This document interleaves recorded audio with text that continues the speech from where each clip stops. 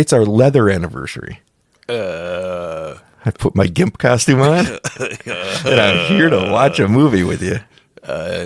Is this why you made sure Kitty was at work today? You kept saying, Pete, we got to do a podcast. Pete, we got to do a podcast. Can't have Kitty here. I needed the Gremlins masks to be available. That's put away in the Halloween box. It's the saddest time. This is the 3rd year anniversary. It's leather? That's of the Scare Value podcast. 3 years. That seems like a long time. Probably the longest commitment I've ever had to anything. It's probably the longest I've ever held down a job. No, you had the job you have now long before you started this podcast, so... And I don't think I get paid for the podcast. No, I don't either, if it makes you feel better. I don't know why it'd make it feel worse. I don't know why it would make me feel better. I don't know why it'd make you feel anything. That's true. You know what? I remain unfazed. Like somebody who can't ever be on a Star Trek ship. No, they would be on it longer because they were never phased. They were unphased. Right. But they can't get on. I thought you can only get phased on. You think Donald Faison ever gets phased? How has that not been in something? How is he not on Star Trek? Do you think he ever popped out scared? Somebody goes, "You've just been phased."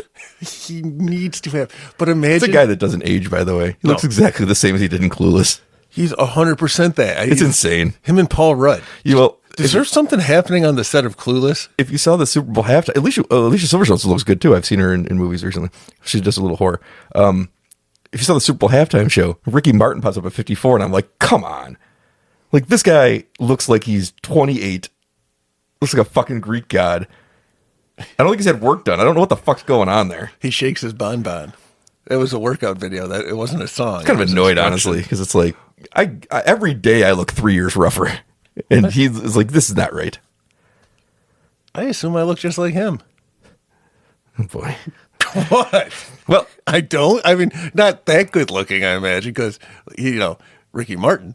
But, I mean, he was close. like Menudo. He's like from so long ago, but like, right. He looked unbelievable. It's just, of course, a guy like that's going to just gracefully age into a silver fox he doesn't even have silver hair yet, but he's going to one day, and it's going to be annoying.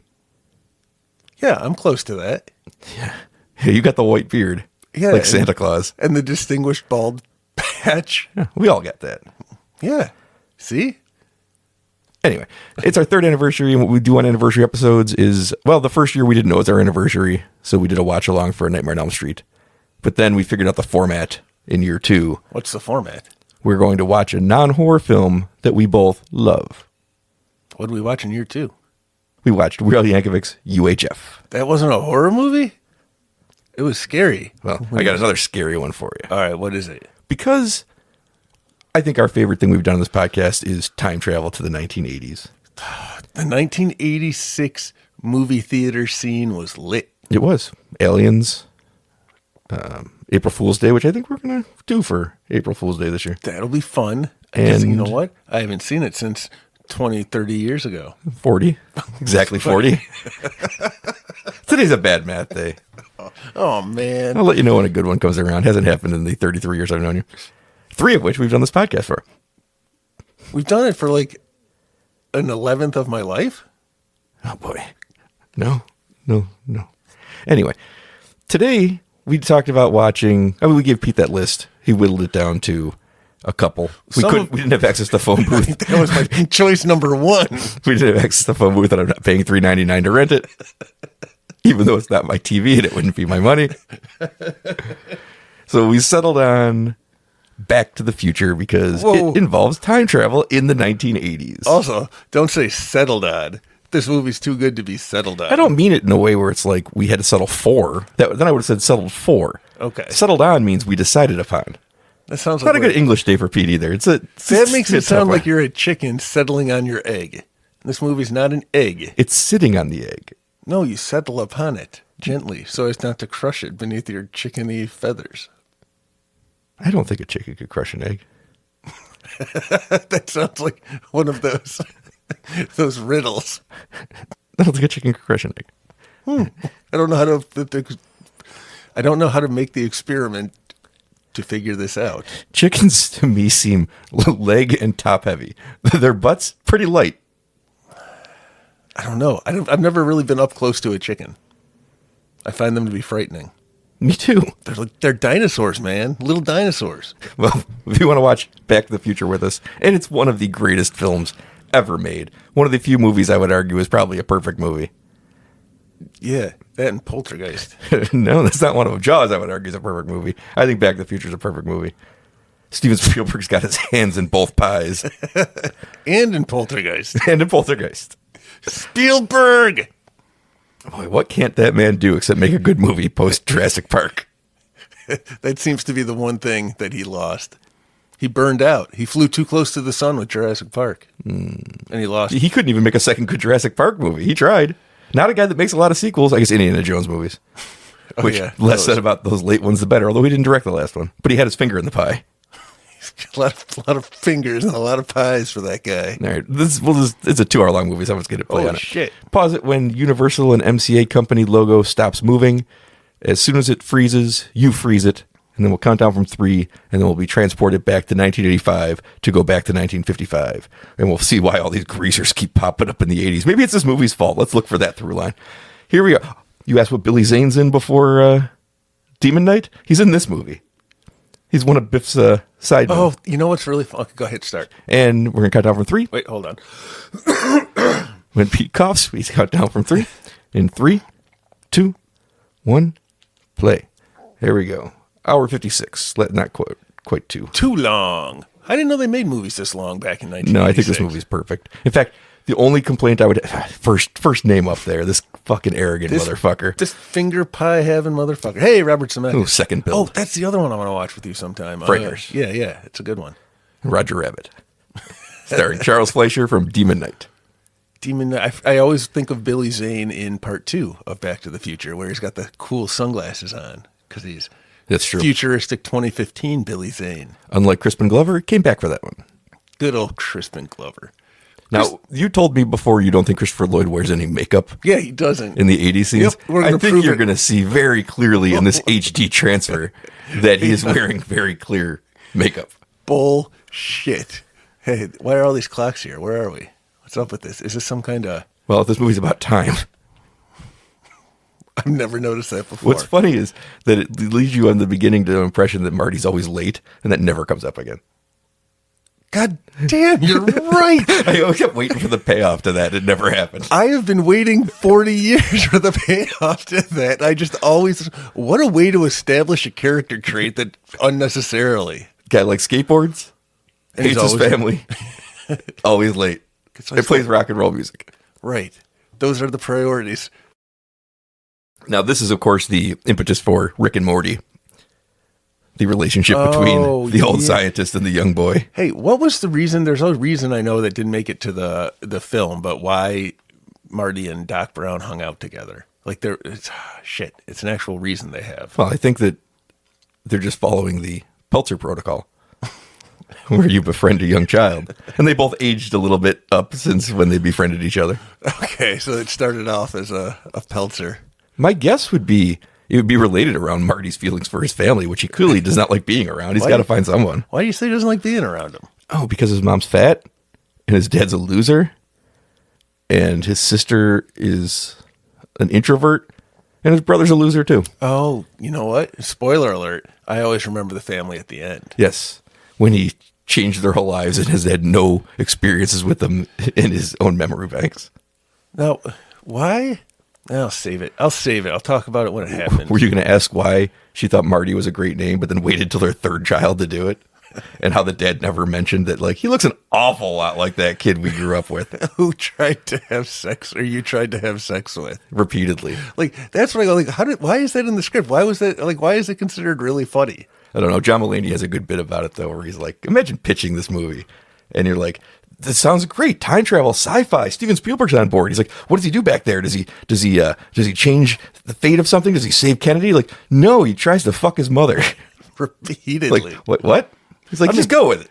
I mean, to be fair, it's Leah Thompson. Well, I was going to ask you when we got there, but I guess we'll get to it now. If that was your mom, would you? You know what? That's not an answer I'm comfortable giving on this podcast. That's a yes. Affirmative. Might have been a no. Oh, this is why he's friends with them, because he has the biggest amp in town. That makes sense. God damn. It does make sense. What doesn't make sense is how Marty lost track of time on the skateboard over from his house to this one. He knows what time he left the house. This is another thing where you kind of expect it to come back in some way, and it doesn't. Yeah, I forgot that he rocks out with his little guitar. He's lucky his amp doesn't go to 11 or he'd be dead. I just watched that the other day. I haven't seen part 2 yet. Me neither. Whoa. Now it's sadder. That's why I didn't watch it, Me too. actually. Well, I didn't watch it because I was lazy, but now I've been afraid to watch it. Ooh, yeah. The Pick of Destiny. Boom. That's a Jack Black movie. I know. It was so loud it knocked him across the room. That's funny. I like Doc's place because I think he would be this disheveled. And I like that about the set design. So he's a brilliant man, but he's very scatterbrained and scattershot, and he just doesn't have time to put things in places they belong. Well, yeah, we get that because look at him; those are cool glasses too. Ooh, he's doing a Keanu. I forgot about that. Ooh. He's late again. Yeah, he's always late. This kid, I think he's gonna get flash powers. All right, now I'm going to be paying attention to see no. if it ever pays off. It doesn't pay off once. There's got to be some other use of it that we just missed. Because remember, like, we were watching Jaws the one time and we found out what the second phone was for? Yeah. I don't think it's coming in this one, though. I feel like it is. I'll be honest with you. I watched this movie last week. Did you? I haven't seen this movie in a very long time. I love this movie. Very excited to be watching it. It's one of the best movies ever to just put on. This is one of the ones that I'm trying to figure out when I can put it on for the kids. Oh, they could have watched this years ago. I know they could have. Are you afraid that Sam will get the wrong idea about his mother? Yeah, maybe. This is a confusing movie. But anyway, you made me. I'm stuck back in 1955 with Leah Thompson in the car. Oh, she looks so good in 1955. Calling me Calvin Klein. It's all over your underwear, Calvin. It's a brilliant moment. And you can stay in my room. Fantastic. Creepy and weird, but Leah Thompson. She looked unbelievable in this movie. I liked her in part 2 when she's in like the Biff future and she's like in a bikini or whatever. I'm like, she's not in a bikini, but she does have a boob job. I'm like, Biff really knows how to live, this guy. Did you ever skateboard on the back of a truck? No, but I did sit on the back of a truck, like a UPS truck or something, where I hopped. Oh, that was a Toys R Us sign in the background. Oh, yeah, 80s advertising. I would slam my brakes so hard if this kid grabbed the back of my car.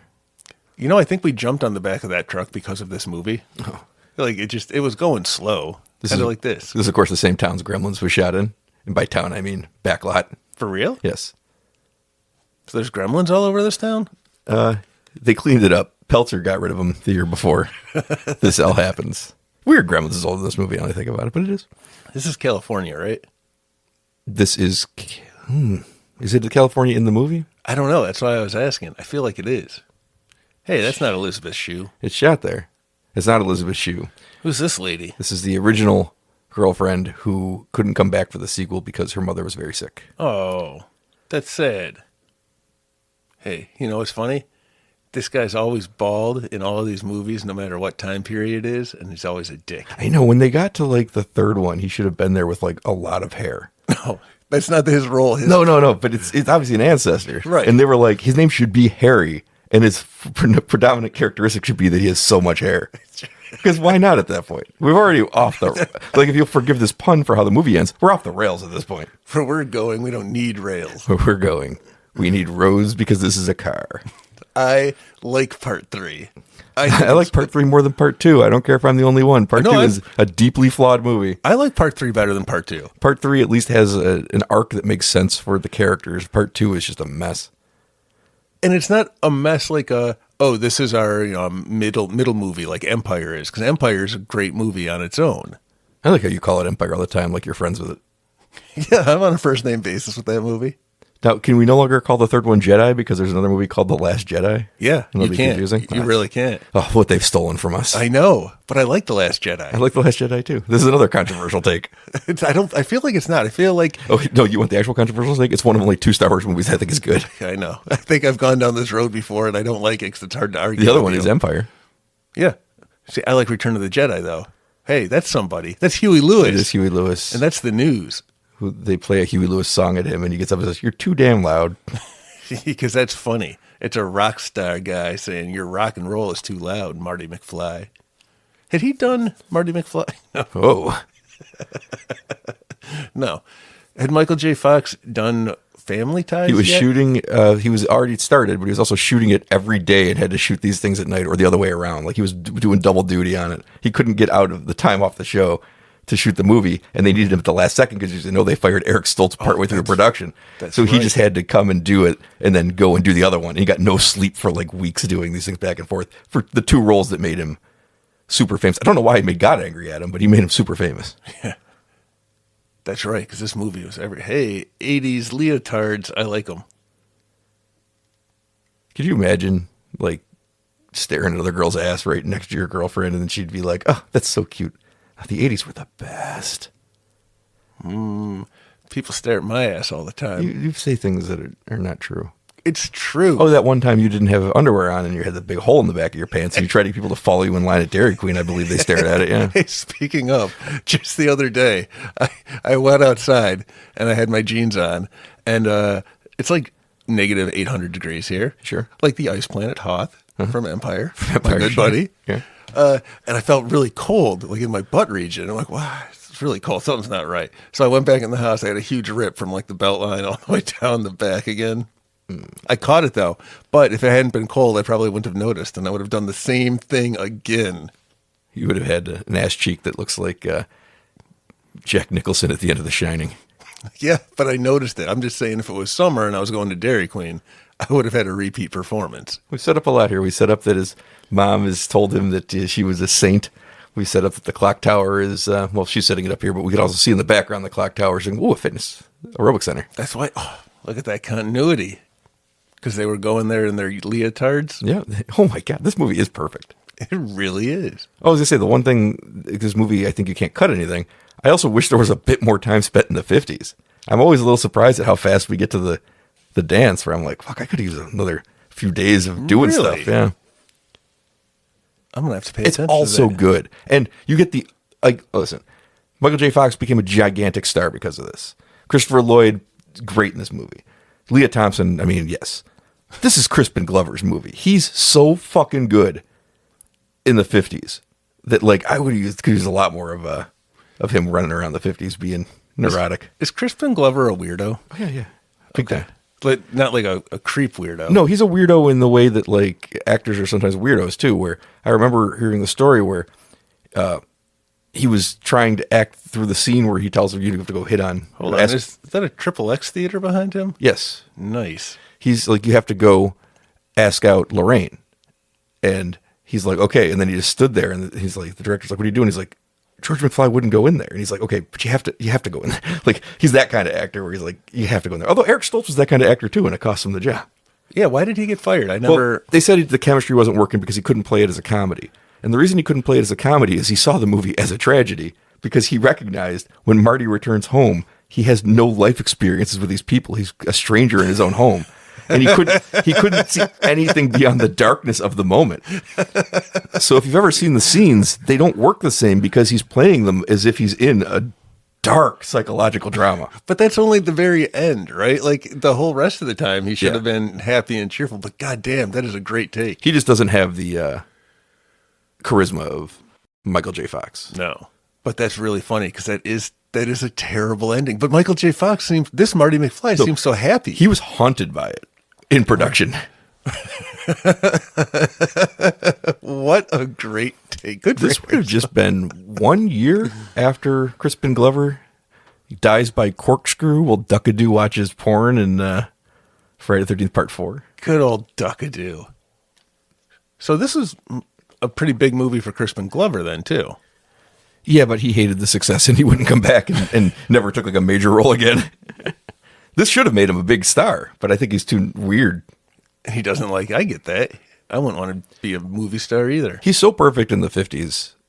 It's just, it's really the thing of the movie I think that works the best. Of a movie that everything works, it's the part I think works the best. Interesting. That's a bold claim because everything is good in this movie. Yes, everything works. There's Biff, the rapist, who they eventually hire, even though he tries to rape Lorraine. That even as a kid, that seemed weird to me. Like, why would you want him around? No, and they can't trust him. He's lying to him. The first thing he says to him was like putting the second coat of wax on. He's like, "Oh, Biff." Like, no, fire him. He's been doing this for 40 or 30 years. His whole life. What? You gonna tell me that Biff doesn't have makeup on him too? Who's the actor who plays Biff? I don't know. He's in April Fool's Day. Oh, yeah. Man, I want to watch that again now. I mean, Crispin Glover's really good in the 80s part too. I actually kind of like him better as this dad than the successful dad. I want to see the successful dad because I don't remember him now. I mean, on one hand, the successful dad would have all that money to give me and buy me that truck. On the other hand, I think I'd rather this be my dad. But I think the other dad has a Hawaiian shirt on. No, he's wearing like a sports coat. I guess we'll find out. I guess we will. I saw this. I mean, we could die in the next hour and 20 minutes. I saw this like 15 something years ago. You saw it like a week ago. Ooh, peanut brittle. Never had peanut brittle. Really? No, it just seems like it would be hard and stuck in my teeth. That's exactly the experience of eating peanut. Look at that Diet Pepsi front and center. 80s advertising, baby. Yep, there it is. You can see it again. They put it. Oh, he's working. Okay, so he's working at Burger King. And that's why they dunk on him, because he's like a guy in his young 20s. That's like the worst thing in the world. I guess it was in 1986. Yeah, Leah Thompson. Uncle Joey couldn't get out of jail. Even back in olden times. I know. He loved those bars. The one thing that makes no sense to me in this movie is that they make Leah Thompson look sexier when she's older, in the new life. They make Dave here more successful.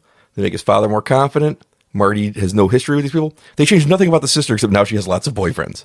But she's still the same. There's not one defining characteristic about her that seems different. She's just sitting there and she's like, "You have all those boyfriends." And it's like, what? What? Did they take her glasses off? Was she secretly hot the whole time? Well, how else do you define a woman if not by her Well, boyfriend? she doesn't drive cars. We'll learn next week. Stay tuned for next week's Friday the 13th Watch Along, where you're going to learn all about what Pete thinks of women and his ability to identify different characters of color. You know what? That's not fair. I like that people have a week now to anticipate how fun that's going to be. It's all lies. Don't listen to that other Pete. It wasn't him. Brian edited all of this because he's got those editing powers. Look at those glasses. Not her glasses on her face, but those little flower glasses. Do you remember anything about the movie? What was the one where Sabrina time traveled back to save her mother? Sabrina time traveled back to the witch? No, Sabrina the Teenage Witch, and Kiernan Shipka, and she traveled back. Totally Killer. Oh, yeah. Remember about Totally Killer, how good a job it did being an actual time travel movie? Yes. It's doing everything Back to the Future did. They're just aping it, but they're doing it really well, where they're just casually setting up so many things to get excited about when you see it in the past. Yep. It's not an easy thing to do because most time travel movies get it wrong. This is like the gold standard of setting up ideas that you're going to get excited about. Oh, Grandpa hit him with the car. We kissed me at the dance. Although the way she tells the story, and that's when I knew we'd be together forever. And all these little things they set up that are so perfectly paid off. Totally Killer does that too. And I really like that they approached it from the Back to the Future style of this is what we're doing. It's funny. Did Hot Tub Time Machine do that? A little bit. But more just about who their characters were, not so much like specific events that they had. Yeah, because it's fun that there are so many. It's just story after story that you start to, as you're living it back. Yeah, we know the 50s, clock tower is going to get hit by lightning back then. We know about the dance. We know about the principal always being there. Crispin Glover, by the way, in Hot Tub Time Machine, he plays the guy that's going to lose his arm at some point. The weird bellhop. That's right. Yeah. Yeah. The second best Crispin Glover time travel movie. What an interesting title to have. There's worse things to be, I guess. I like Hot Tub Time Machine. I mean, it's not Back to the Future, but I like it. I saw it once when it came out, not at the theater, at home, probably from Blockbuster. A sports poster. Well, no. Sports is a album by Huey Lewis. Huey Lewis. In the news? Correct. If you don't know that, we could watch American Psycho and he can tell you all about it. I haven't seen that movie since the theater. Did you ever see the parody that Huey Lewis made of that scene? Of American Psycho? I guess he didn't like that scene at first, but I guess he's come to like it, or at least enough to do a Funny or Die parody video with Weird Al, where Weird Al's playing Paul. I didn't see it. And he's there talking about American Psycho, and he's doing the same thing, putting the raincoat on, he's all thing, and he kills Weird Al with an axe to the face, and he's like, try making a parody song out of whatever now. That's pretty good. It's pretty funny to watch him do the role that I think, had criticized that he didn't like the movie that much. That's pretty. Didn't James Lipton get in a feud with David Cross, but they ended up going on Arrested Development together? I didn't know that there was a feud, but he's definitely on Arrested Development. Yeah, I think David Cross had a bit about Lipton and his idea of being a like a film critic out of time. He wasn't a film critic, though. He was Whatever he was. historian. The idea of these lofty... I don't know. I don't remember. Maybe I'm wrong. I'm probably wrong. Conan's got a great James Lipton story where he was invited to his house for dinner, and over like the mantle is a painting of his wife nude, and his wife's name was Katakai, and he's like, he looks at me with that James Lipton face and his thick British like thing. He's like, Katakai, as God made her. And Conan's like, people yell at me on the street sometimes now. So if you ever see Conan on the street, yell, Katakai, as God made her. I'm going to remember that. Oh, he's wearing makeup. Bullshit. When you see him in the 50s, he looks literally 30 years younger because he's just playing himself. Now he looks like this in real life. I think that's where you're confused, is they got the makeup really good. There's like an Exorcist thing here with Max von Sydow where they got the makeup too good so you don't buy it. You just think he was always that age. Nope. Also, look, JCPenney. Yeah, they're at the Twin Pines Mall. It's going to come back later. I know, everything comes back. That's one of my favorite things that comes back. It's so funny. He just runs over the tree. He's like, my pine. And then you get back and it's the Lone Pine Mall. It's brilliant. They don't make a big deal out of it. I think I saw this in the theater because I remember that Lone Pine Mall. I remember sitting in the seat thinking that was hysterical. This is the same mall they shot Chopping Mall in. Chopping Mall? I'm pretty sure that's right. Well, this is the mall we were in when I tried to use the DeLorean and got pulled over by the mall cop. That's right. I forgot. I was wondering. I didn't want to say it because I didn't know if it was true or not. No, it was. We were out there. You were enjoying all the Orange Julius in California. They don't make them like they used to anymore. No, I know. They've I've never had some... it either uptime or back time. No. Oh, for those that don't know, we time traveled in 1986. Not a big deal. We're going to go again this summer. Yeah, so you can catch it then. It's dead easy to do. Maybe I'll try an Orange Julius if you'll probably finally try some of that cocaine. No, that was the other problem with 1986. Your addiction issues, which all cleared up. It's I'm really very weird. proud because you put the work in, and I'm very proud of Didn't do anything. It just isn't as readily available as it was in 1986. I think people don't understand how available drugs were in 86. Also, here's my other fear. This DARE program in Reagan's war on drugs, bullshit. Yeah, it's still around, though. Yeah, but it's more effective now. Yeah, but my problem is I don't think, like, Uptime U is addicted to cocaine. But if we go back to 1986, that's 1986 Brad. Dog is driving car. No, but it'll still be me. What are the odds that I get addicted to cocaine twice? I don't think that's a thing that happens with drugs. I think it's a one and done situation. You know, that is what I heard. Yeah. I took that DARE program. Jimi Hendrix, one and done. Never heard of a relapse. No. Whoa, did you see that? The car just disappeared, Brian. You know what nobody's ever said about John Belushi? That he had a second drug problem. Chris Farley, one and done. River Phoenix. I can name tons of people got over their drug habits. I can name. Never went back. Yeah. Oh, you're not wrong. I can't argue with that. I'm always right. What if you only had a left hand? I have no thumbs.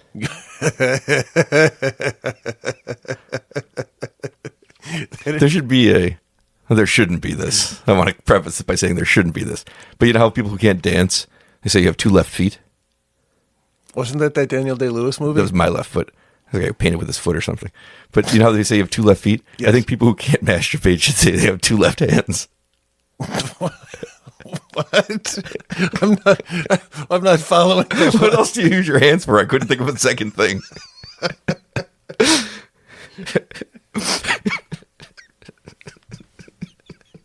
Yeah. I tried real hard to think of a second thing, and for some reason I blanked on everything else. Yep. Well, here we are. Mall looks exactly like this in 1986, which is pretty cool because I felt like we were on the set of a movie. And we had the DeLorean, so, I mean, it felt like we were on the set of the movie. That's right. What happened? I don't know. I've been thinking about it because it's been a couple of years. I think there was something wrong with the plutonium we got sold. And now that I think about it, those guys that sold it to us seem pretty shady. Because we were trying to get back. That was the reason. I was trying to get back. You were trying to stay there forever. I was helping. I was trying to help. But yeah, it didn't work because we were trying to figure out every time travel way to get back. Yeah. But you're using we very liberally here. I was trying, and you were standing in my way constantly. Sorry, I was trying everything I could think of to get us back, and the DeLorean with the flux capacitor was one. But I think you're right. What is it? What is it supposed to look like normally? Plutonium? Yeah. My understanding was they look exactly like bananas, like frozen bananas. Yeah. Yeah. Okay. Yeah. So I know they look good. It seemed like very stuff, but it's just those guys. They seemed a little something off about them. Never trust terrorists. They kind of look like perverts, to be honest. In the 80s, a lot of people looked like perverts. That's another thing. A lot of people hadn't shaved their 70s mustaches yet, so you get a weird cross-section of, like, yuppies and then, like, hippies who haven't figured out that it's the 80s yet. What do you think about mustaches being back now in the 2020s? I haven't been outside. Mustaches, 6 months. Young people with mustaches is all the rage now. Finally, my time to shine. You can look as pervy as you want because it's back in style, baby. You can perv if you want to. Yup. You can perv your friends behind. I like this sets up the 1776 already. So the thing keeps doing that. That's where he's going to accidentally end up at the end of the second one. 1876. Oh, never mind then. Because it's not 1776, right? Oh, no, you're right. It's something else. His thing does stick back, though. What's happened in the second one? It probably happens in the second one. You think Christopher Lloyd's wearing makeup? Yes, and when you see him in about 5 minutes, you're going to think so too. Well, you won't, but look at this. I'm looking. He's wearing makeup. Look at his neck. And now when you watch him in the 50s, I want you to look at his neck again. Never stared so intently at a man's neck before. He is wearing a Hawaiian shirt. This is the guy wearing the Hawaiian shirt. He's wearing it in the 50s. Oh, man. Again, another one of my... Look at that makeup. It's basically melting off his face like it is at the end of Roger Rabbit. He was the bad guy. Spoiler alert. You're the one who said it. You're accusing... You has an accusatory spoiler alert. I didn't say anything. Look. Also directed by Robert Zemeckis. Hey, there's this movie I want you to watch by him. The Frighteners. Yeah, it's really good. With Michael J. Fox. Yeah, I was about to say. You know who else? Dan Aykroyd. No, he's in Casper. No, yeah, he's not. Oh, that's right. Was that Wednesday, too? Wednesday 2. No, Wednesday 1, I guess. The original Wednesday was in that movie. Christina Ricci? Yeah. I think it was. She was. And Bill Pullman. Yep, I was going to say Bill Pullman. No, you were going to say Bill Paxton. I just jumped the gun on it. Which one was in Casper? Bill Pullman. All right, then. There was an ad during the Super Bowl where Kurt Russell was teaching Lewis Pullman how to ski, and I was so confused by all of it. I saw that, too. Why was that not Wyatt Russell? Or why was that not Bill Pullman? Pullman? I was upset by it. I need to find what this means. There's something happening, and I don't understand it, and I need to know. It genuinely upset me in a way that doesn't feel right. But why? Wait a minute. His looks different than ours. That's not a banana. It's not a frozen banana in the tailpipe. A banana in the tailpipe. That's another good one. What the fuck? That doesn't look like what we had at all. That was liquidy and... Didn't we watch this movie when we went back to 1986? No. We watched all the 86 movies. Right, not this one. No. We've seen it. Yeah, that's a good point. I hadn't seen most of the other ones. Motherfucker. Well, I told you, don't trust terrorists. Like we were just handed it in our hands. Don't trust... Can't trust the Libyans. Don't trust the pervert terrorists. Son of a bitch. Maybe it would have worked. If we had actual plutonium? Yeah. I mean, I'm watching a documentary right now that says it's working. A documentary with some extensive makeup work. Maybe they really look like bananas in real life and we had the real stuff and this is just fake Hollywood plutonium. Do you know why I think that's not true? Because ours didn't work. But theirs doesn't work for real. Who's to say what plutonium looks like? I'm pretty sure he's about to go back to 1955. I'm pretty sure I watched that dog time travel 1 minute in the future. I don't think plutonium is a liquid. Because it sounds like a planet, like Pluto, so it's rocky, so it's probably like a rock of some kind. I think it's a liquid until it sees Leah Thompson in the 50s, and then it becomes a solid. Boy, yo, yo, yo, yoing. You know what else I like Leah Thompson in? Caroline in the City. Yeah, me too. That first season before all the Friends writers moved on, it was great. There was writing on that show? Yeah, the first season was really funny because the Friends writers had it, and then they went on to do Friends. Friends became a giant hit, and Caroline in the City just kind of got worse. I just kept watching it because it was Leah Thompson. You're right, though. That first season was really good.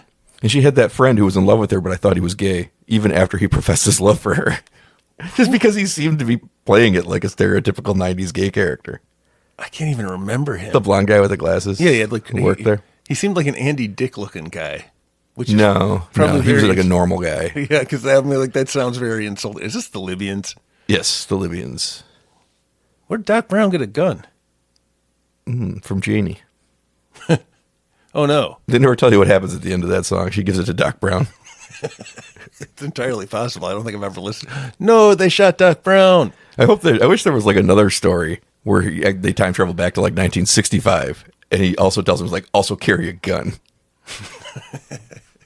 Or somebody else tells him that. I like that they've never remade this movie yet. It's been 40 years, and they've remade a lot of things. See out of bullets? Typical Libyan. Swearing in Arabic. I don't know if this holds up. I don't know that it doesn't. Oh, no, I do know. I do know now. I got an update on whether I think it holds up or not. 100% does. Ooh, I just saw Nike shoes. The timing on that was incredible. Wow. We didn't, of course, as you can probably tell, we didn't do any prep work on this, so that timing on that was incredible. What do you mean? I've been watching There this. it is. No, that wasn't it. So it must be the second one. Where Doc's fiddling with it, but it keeps flipping back to 1855. Yeah, I think it was the second Yeah, one. because the second one. Because then they get hit by lightning. Remember how they just add in, even though it's like the next day, that Marty gets called the chicken. And he's like, nobody calls me chicken. And it becomes like the through line of 2 fucking movies. Those movies are not great. That's right. That doesn't even happen in this movie. No. This movie's great. The problem with the sequels is that, like, Back to the Future is such a perfect movie. And they always are like, we'll never do another one. We'll never go back and do another one. We'll never do that. It's like, you've already done it twice. It's like when people get mad about Lady Ghostbusters. It's like, did you see Ghostbusters 2? Fuck gives a fuck. What happened with Ghostbusters 2? That was just a straight for cash kind of movie? It just wasn't able to follow up on. It's a fine movie. It's not terrible. It's got some terrible parts. But it just wasn't able to follow up on the perfect nature of the first one, because you can't do it twice. That's fine. Jurassic Park, we learned this. You can't do it twice. Scream, you can't do it twice. You got a perfect Exorcist. You got a perfect movie. You can make the money, but you're not going to make as good of a movie. No, I think the Scream series has made a lot of really good movies, but they haven't touched the first one. Yeah, but horror seems like it's its own animal. Like, I guess, but I think it's true for every genre. Back to the Future. I don't see a bunch of drama sequels. Like, what's a drama? My Left Foot 2, Right Foot. That's what you should call it. Probably. My 2 left feet is the obvious. Oh, yeah, right. It's the obvious one. It's where he falls in love with a woman who also can only use her left foot, and they have a sex scene where it's just them playing footsie under the table. Ooh, hot. It is. Oh, they're going to think he's an alien here because he crashed into these old-timers' barn. Yeah, there's a question of how stupid everyone is in the 50s. There was a lot of lead paint going around, from what I understand. Going in the walls. Mm-hmm. And in the children's, because they would eat the chips. Because here's the problem I have with it. They have cars in 1955. This might be a slightly different looking car, but you can tell it's a car. Right, but they also have cars that are like spaceships. I guess it helps that the doors open like that, which is a real bitch when you drive one. Let me just tell you that. Is it? You got to be careful where you park. Ha! You always got to park at the end of a row so that one side could always let you out. I never thought about that. No, you never drove it before I destroyed the car. Where would I drive? I'm always at the mall. I don't let you drive anyway. You're a terrible driver. I don't know what you're talking about. You're like a woman out there. You can listen to next week's episode for that. Every accident... That's actually worse than anything you said. Every accident I've ever been in was somebody else's fault. Whoa, did you just get shot? They killed him? I don't remember this movie. Well, I know this. He can hit the broadside of a barn. Which side is the dude side of the barn? But like at this point, is he finally recognizing like, oh, it's a car? Like if he had time traveled back to the 1800s, 1855, and this happened, I'd be like, holy shit, it's an alien. In 1955, it's like, huh, weird looking car. It'd be like seeing one of those ugly Tesla cars now. It's like, I know what it is. You know what? I get your point. But that mailbox said Peabody. I wonder if we pay better attention, there's like the village idiot is the Peabody or something. The village idiot? Or Yeah. isn't there, there's the drunk guy, the homeless drunk guy who I've never figured out who he is. Maybe he's a Peabody because that's why they're just shooting at this guy in a car. Why is the car not full of ice when it was full of ice when it time traveled the last time? Well, he's been driving. Remember, it was nighttime before. Now it's daytime. I don't think it was covered in ice when it got there either. I think it was. That feels like something they dropped from all of the movies going forward. They definitely dropped it from all of the movies going forward. I like this. I like the whole idea of this. No, because that's cool. Fuck. Yeah, I do. I like it a lot. Like, you get it. Look at that. You're in olden times now, boy. Oh, I better find my mother. I heard she was a real piece of ass. That's so weird. This is Paul Rust, the actor and comedian, has a band, and it's called Don't Stop or We'll Die. And it's called that because of when the woman says her line, that's what it sounds like. But that's not what she says. Oh, what did she say? I don't remember. It just was on screen too. But it sounds like "Don't stop or we'll die," and they named the band that. Harris Whittles was in that band too. I like Harris Whittles. I like Paul Rust. Yep, it's a great band name because it's a misheard line from Back to the Future. Wait, shit, I had something. It's gone now. That's where I keep all my thoughts. Nowhere. Can I ask you a question about moving this car back there? You can ask. How'd it stop? He had that cart rolling pretty good. Hit a tree. Oh, no. Oh, no. The No Pines Mall. Miller, the champagne of beer. I like the way your French accent sounds. Ronald Reagan. I like looking at this. It's in the cattle. Ooh, that's not a... This is also a great joke, though, that works when you ask him who's the president in 1985. He says Ronald Reagan. It's a joke that can only work that one time, except, I guess, for our current climate if you go back to the 80s and do it now. That makes me... Don't ruin this movie for me by bringing up Texaco. There's the clock tower. I know that they had full service gas stations. I don't believe they treated it like a NASCAR pit crew. So, yeah, right. This is the fantasy of the writers in the 80s growing up in the 50s. 100%. Right. But they wrote a hell of a good one. That's fine, but why the mother incest stuff? Because it was Leah Thompson. I think they just did that on the day. They just cast Leah Thompson and realized they need some sex scenes. Just whenever she's on screen, everyone has sexual chemistry with her. What do you want? Good old Leah Thompson. What has she done lately? She had a hot daughter. Who's her daughter? Zoe Deutsch. I don't know who that is. She was in, if you remember, the dumb girl from Zombieland 2. Oh, I saw that movie once. I don't remember it. So the movie's not good, but I think she's the best part of it. Okay. I'll have to look on the internet sometime and see if I remember her face. So he's walking around Hill Valley / Kingston Falls. If you cover it in snow, this is the same street Kingston Falls is using as its main. Oh, yeah. Look at that. Yep. To the point where I'm pretty sure the movie theater is just the movie theater he blows up. I believe that it is. Although I feel like it's on a different side of the road, so they might have built a different set for that. That's pretty cool.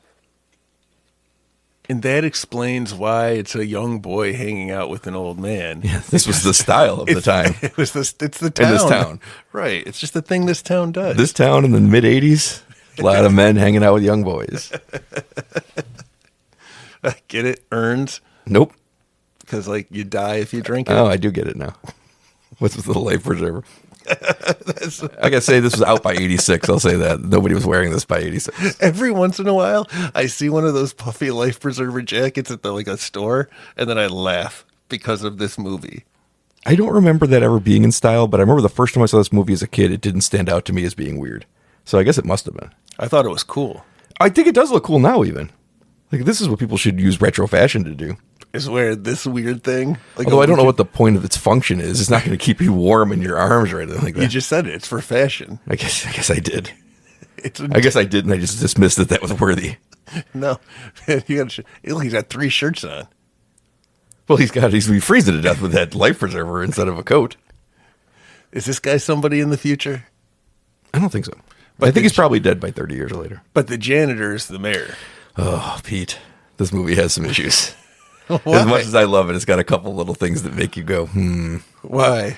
What's about to happen? He gives him the idea to run for office. Okay. That's not... No. Like, he's already mayor before he time travels back here because we see that he affects the future. So now he's stolen this man's ambition and given it to him, even though he already had it in the original timeline. It's annoying for it's like how he steals black music and gives it to white people himself as being the inventor of it and then gives it back to Chuck Berry. It's not great.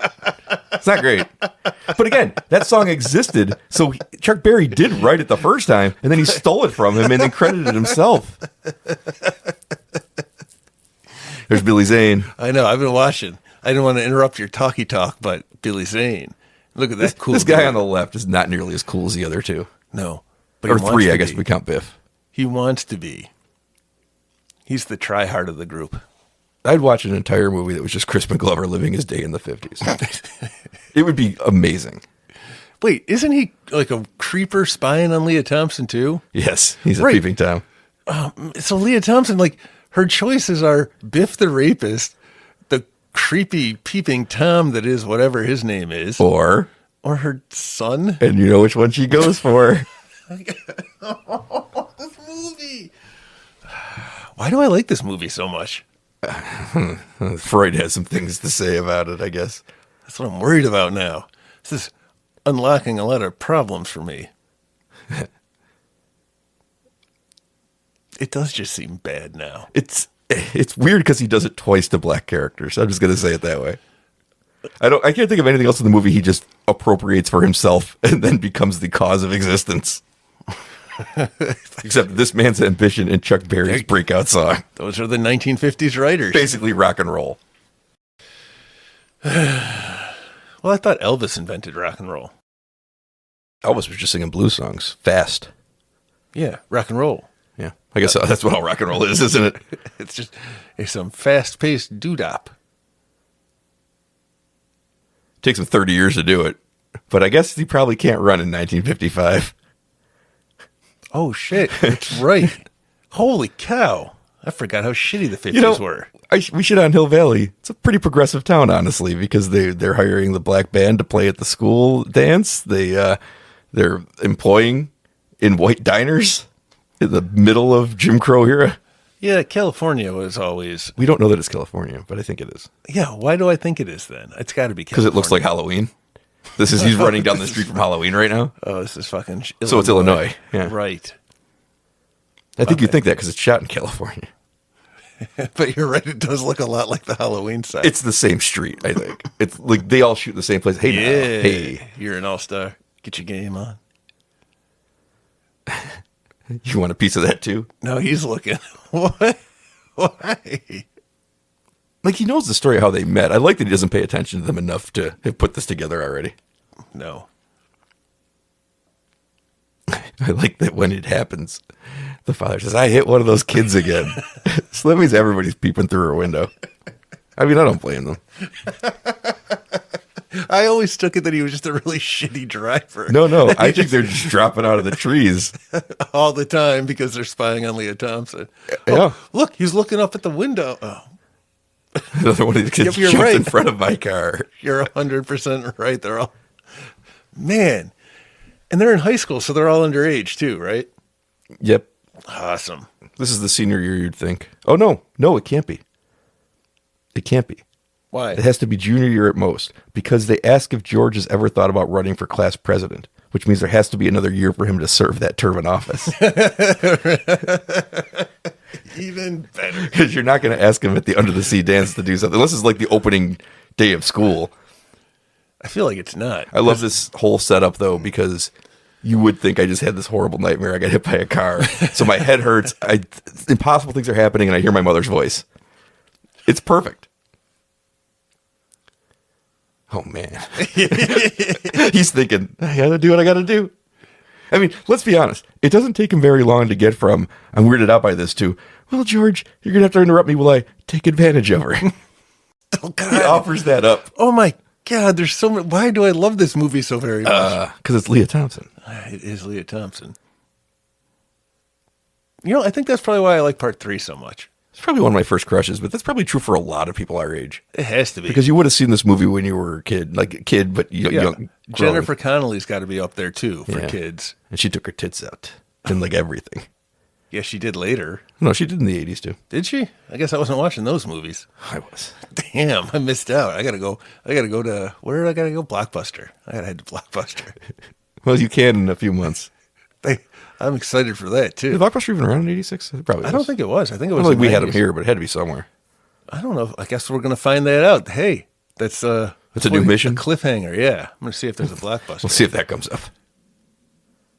I don't mind if you sit anywhere. This, right? What are you supposed to do? This is his mom, but it's Leah Thompson. Turn the lights off.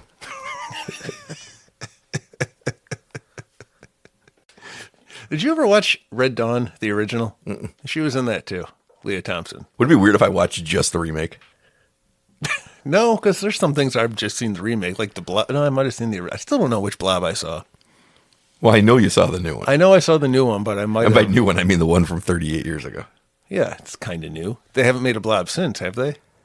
That's a Jack Black joke here somewhere. I mean, Ghostbusters 2. That's how they make the statue That's walk. before the. No, that was the year after. 2 years after. Yeah. So No, I guess that's when was that? 89, 90?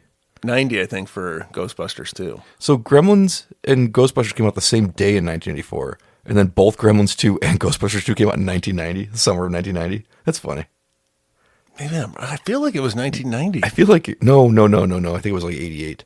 No, you're right. It had to be 90 or 91 because Bill Murray took like a 4-year break after Ghostbusters. or 5-6 year break after Ghostbusters because his big return was Scrooged.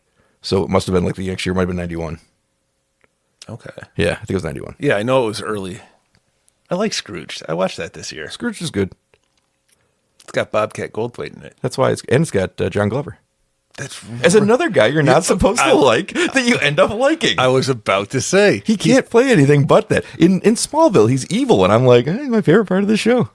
I mean, he was pretty bad in Scrooge, but he's so goddamn so likable.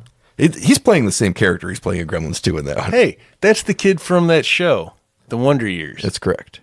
I finally got it right. Boy, geez, somebody turn a hose on Lorraine. You know what else is hot about her? Her name is like a Swiss cheese. Lorraine Swiss. I guess I'm not as up on the names of cheeses as you are. You're missing out, man.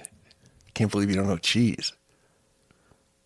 You know, I paid $10 Jason for a piece Hervey, of cheese that's his once. name. Who? The kid from Wonder Years, Jason. How do you Hervey. know that? I don't know how I know it, but I did know it, so I wanted to share it with the world. He's also in Monster Squad. Oh, yeah. I like that movie a lot. Yeah, when Rudy pulls up on his bike and his motorcycle and he makes him eat the candy bar. Snickers bar. Two things that I got wrong in that scene. First of all, he never steps on the candy bar, he steps on the wrapper, so there's not even a problem eating it. And secondly, that's a bicycle. Then I thought maybe the Blob is where I think he rolled up on a motorcycle. Huh. Because either way, it's a 50s greaser character that's popping into my 1980s movies, as we always get. That you're right, because there's definitely, but no, that dirt bike never goes anywhere in that movie. It goes into the sewers. It goes over that small and very easy to make jump that he's afraid of. He could have just walked it around. It's his character arc, because I told you they started that movie off with him already being a likable, good person. His arc was whether or not he's going to make a jump that you could make without the bike. Uh-oh. His mom's playing left feet under the table with him. You know how this movie should have ended? With her having the hots for him when he gets back to 1985. Oh, God. That's what Eric Stoltz was thinking. That was the dystopian hell that he lived in. Oh, I'm not saying he was wrong. It's just that you have to play it a different way. It's hard to imagine this movie without the energy of Michael J. Fox. I don't remember Eric Stoltz from anything, really. I've seen him in a bunch of movies, but... He's in your favorite movie, Mask. Is that That's the what one he's with famous Cher? for, yeah. And I did look it up. That is his mother. Cher is his mom? Yeah. Is that what I said she was? Yeah, you were right. And I was like, I didn't think Cher would be playing mothers at that point. All right. I knew she was older, but I thought she was still, she still looked like she could probably pass for young 20s, even though she's been around since the 60s as a teenager. He had like an elephant man face, so who knows how old a mother is that births that. He could have been like 8 years old. You can't tell. It's based on a real guy, Rocky Dennis. Whoa, who's this? Pretty tough, that kid having that deformity and him Rocky, but that's all right. They should have named him Ben Grimm. Ben Grimm's name should have been Rocky. That would have made sense. Yeah. Would have killed the cadence of our joke, though. No, No, I want you to take a good look at I'm looking really hard. Doc Brown here. I am. So far, he looked like in the 80s. No. Yes. You know who looks the same as he did in the 80s, though, was Michael J. Fox for some reason. I just saw Michael J. Fox recently. He did like a skit with someone or something. Or has he got a TV show coming? I have no idea. He's got something. He's doing something. He's got a suction cup on his head. I like it's my favorite Doc moment in the whole movie. Where he lays out to exactly what's happening. Like, you build a time machine. I've come and done this. I have to come and warn you. I have to do this. And he looks at me and he goes, do you know what this means? This machine doesn't work. My favorite moment of the Doc in the whole series. His face looks the same. It does not look the same. No, we're going to go back to the 1980s at the end, so I want you to keep this image in your mind. Look at his neck. Look at his neck. No, I think that was just the scene they were in and the lighting. Look at his face. Yeah, no, his face is all wrinkly. Look at his hair. Look at There's blonde in there still. Because they put a wig on him or dyed it. It's Hollywood. Wait, which time? I don't know. When he was... I don't know. Uh-oh. This is the part where you have to just forgive that this time travel makes no sense at all. Why?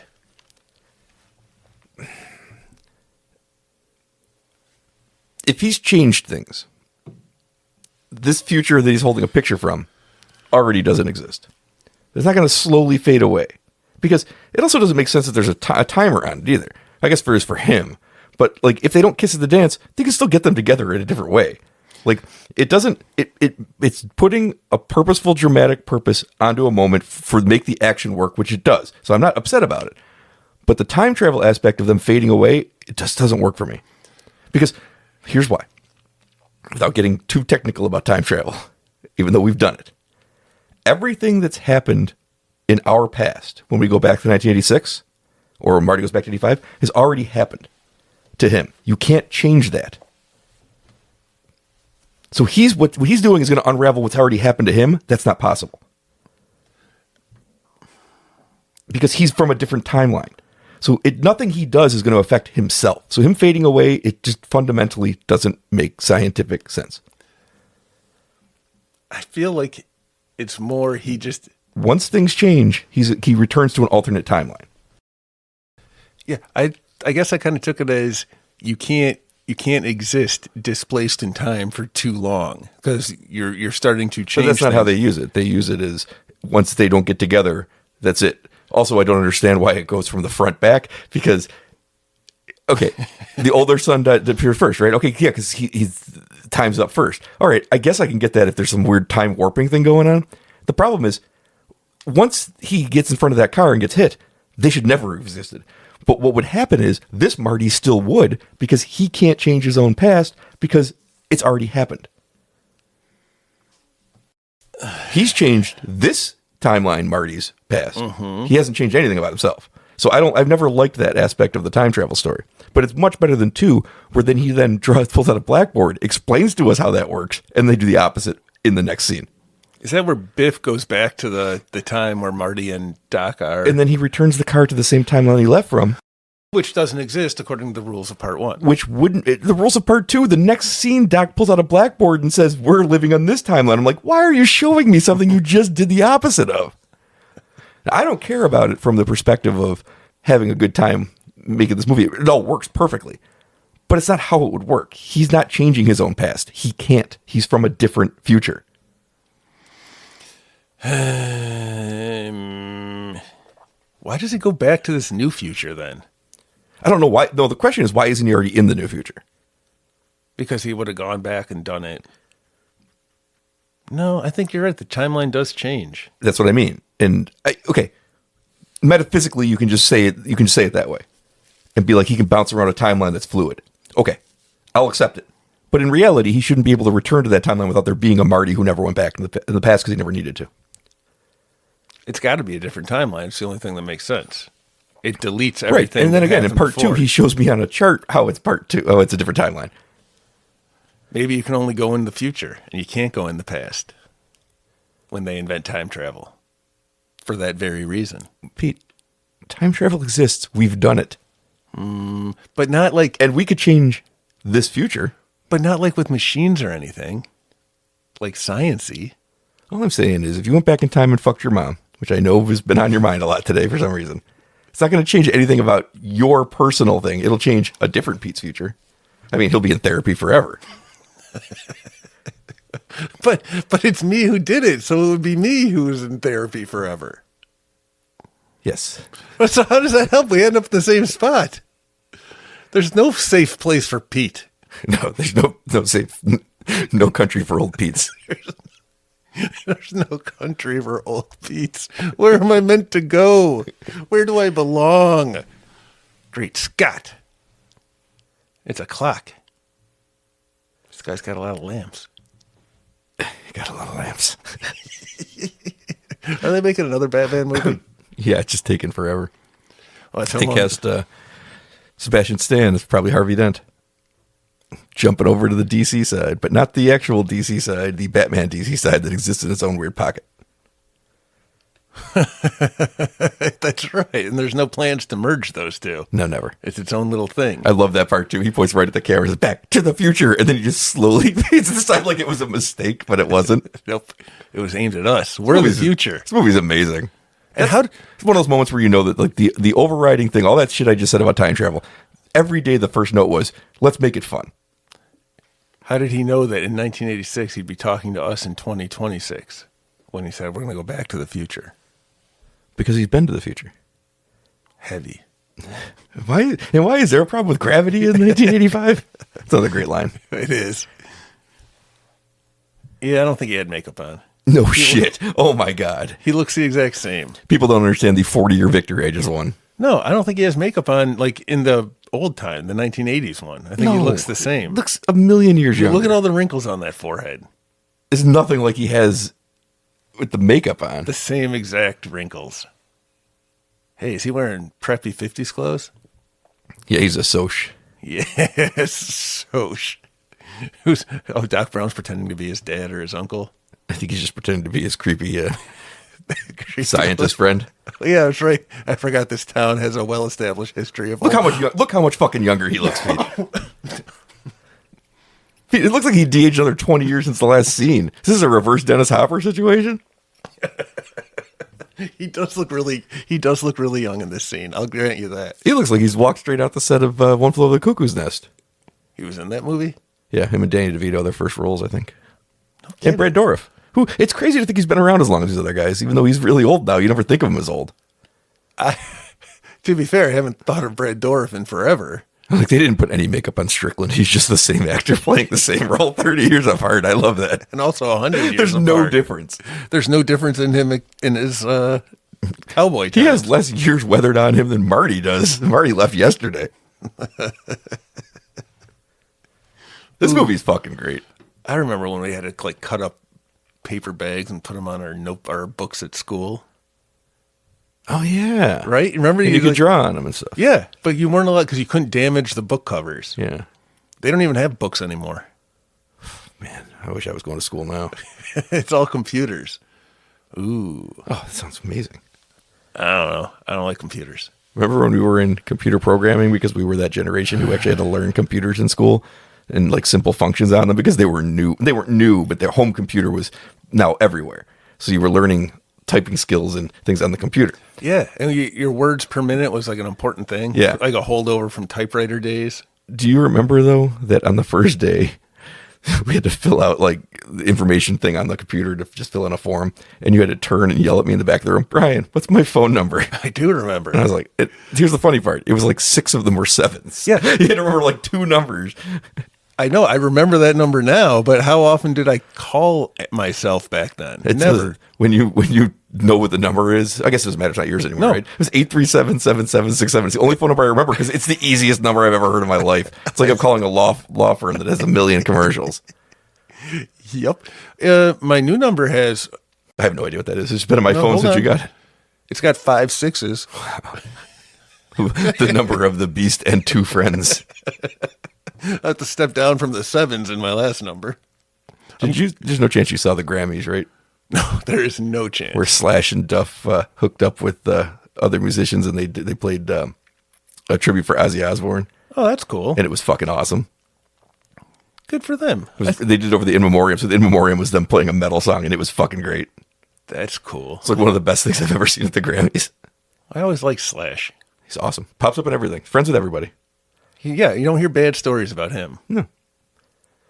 No, and I've only heard him say one negative thing in his whole life when he was talking about Axl at one point when they were estranged, which is a song of theirs.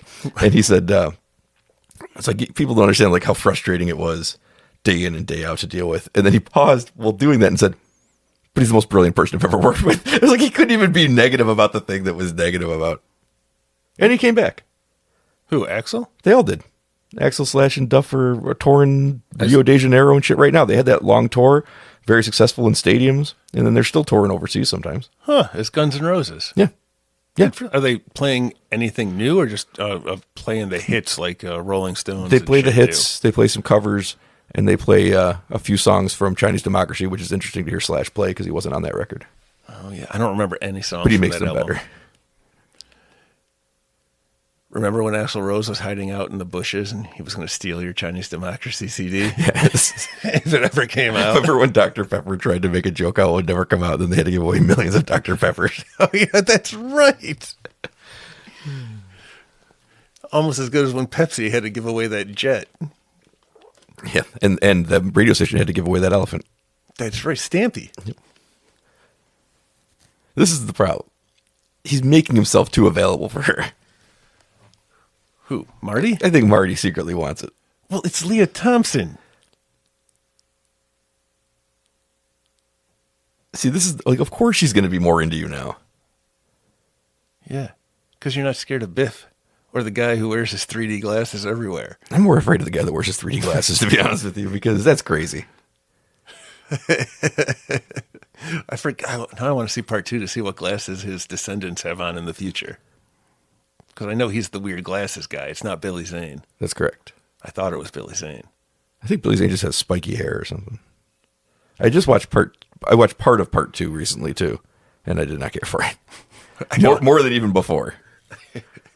Like I said, I'm a 1 and 3 guy. The reason is because this movie is so grounded into a 50s reality and an 80s reality that feel lived in and real. So when they jump into the 2015, it just feels so stupid. Flying cars and 3D hologram stuff and like everything's just wrong. And it's like, it doesn't feel right like these two both feel right. Now, I'm sure this isn't a perfect representation of the 50s, but it feels like it. The 2015 one just never felt good. Yeah, but it turned out to be pretty accurate. Oh, yeah, of course. Jaws 19 and The hoverboards. the hoverboards. Hoverboards were so cool, though, when this movie came Took out. my hoverboard here today. Right? But when you saw part 2, you didn't think those hoverboards were like the tits? Yes, when I saw that when I was 9 years Yeah. old, I did think that they were the tits. Exactly. But then I saw a Jennifer Connelly movie and I learned I was wrong. that these were, Those were the tits. and this was, in fact, a hovering board. Are we too horny to be watching this on a Monday afternoon? I think it's I'm all Leah Thompson'd up.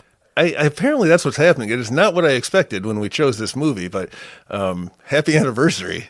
I know Leah Thompson would like to direct a new Howard the Duck, and I think they should let her. Holy shit. She that does a would lot be of directing awesome. now. Cast her daughter in it. Get that duck out there fucking. Let's make this movie. Well, it could Remember fit who was in that? It was Leah Thompson. Remember who else? Leah Thompson. Remember who else? I don't think there was anyone else in that movie, Howard Brian. the Duck, you idiot. There was a duck in that movie? And Tim Robbins. And podcast favorite Jeffrey Jones. Oh, come on. That's what he said. Is he dead yet? No. Why? We may, when we travel back to 86, we may have to check out Howard the Duck. Did that come out in 86? It is Leah Thompson's follow-up to Back to the Future. God damn. A starring role. Take what you get. Didn't hurt her career. She was big in the late 80s, early 90s. But yeah, she was everywhere. Everywhere I was looking. I remember her popping up in a lot of movies back then, and I watched all of them. Yeah, me too. She was in Tom Cruise movie, All the Right Moves, and you can see her tits.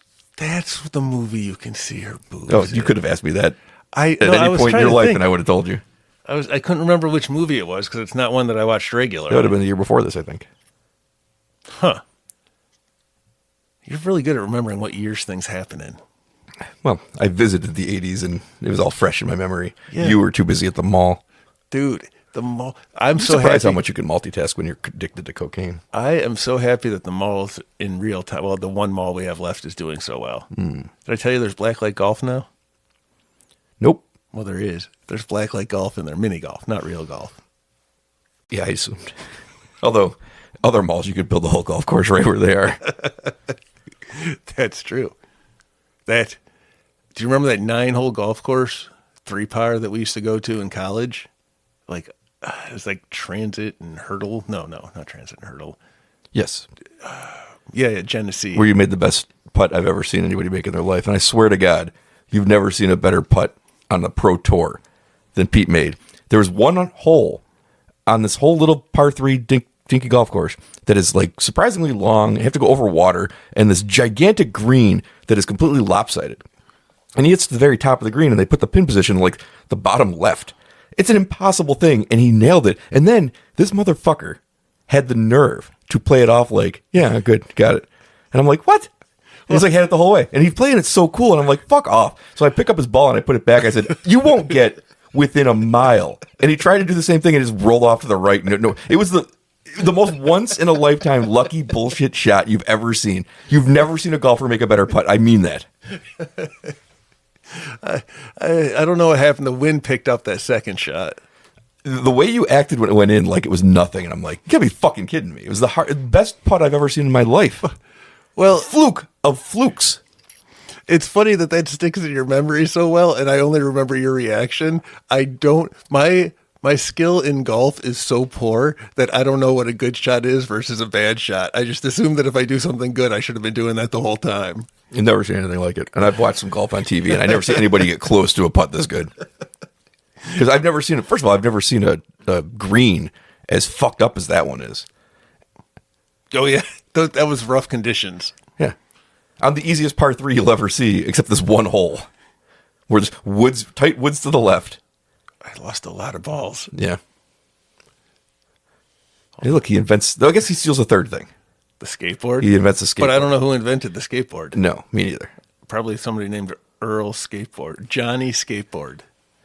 Johnny Skateboard. The Earl of Skateboards. The Earl of Skateboards. Remember the movie King Ralph? I do remember the movie King Ralph. It's a great premise for a movie. a few years ago, it was on a streaming service, and I was like, I like John Goodman. I don't remember it being good, but I think the premise itself is strong. Right, and John Goodman's always likable. Yeah. Do you think that the movie playing at the theater called Cattle Queen of Montana is supposed to be She wants it so bad. She says she's horny for him. She says a line here after this sequence that is like the horniest everyone's ever been. Where somebody goes, who is that? She goes, I don't know, but I'm going to find out. I'm like, fuck. And what was it, the movie you're saying? I don't know. What were we talking about? He's at the movie theater here in 1955. It says like Cattle Queen of the West or something. Is that one of the porns too? Yes. This does have a perfect payoff, this whole sequence. Well, I like that it happens in all times. I know. This is pretty great when they yell, shit. That was cool when he runs through the car. Get out, Billy Zane. Billy Zane, no. Oh. He was a demon, Billy Zane. He was great in that movie.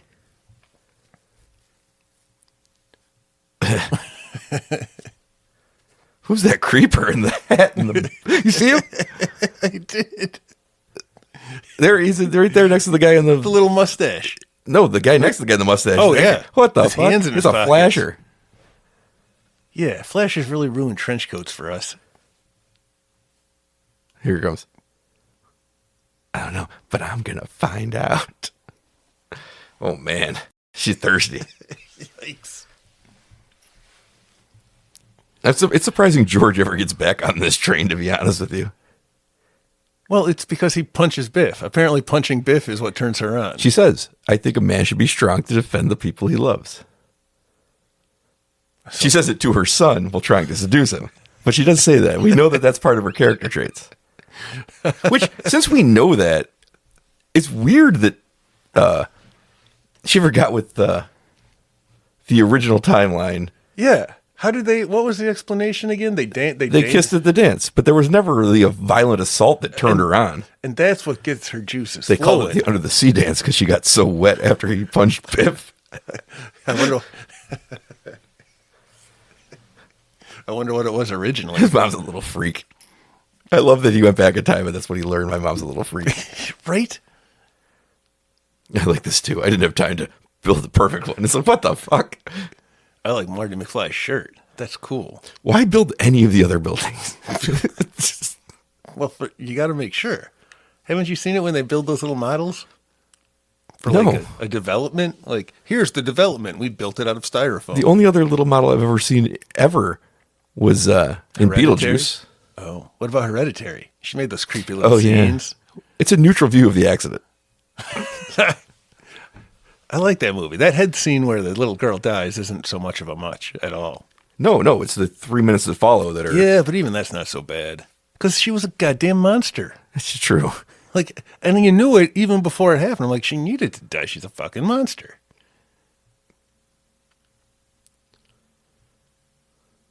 I want to see him do the experiment. Hey, you know, on the Rokus, Yeah.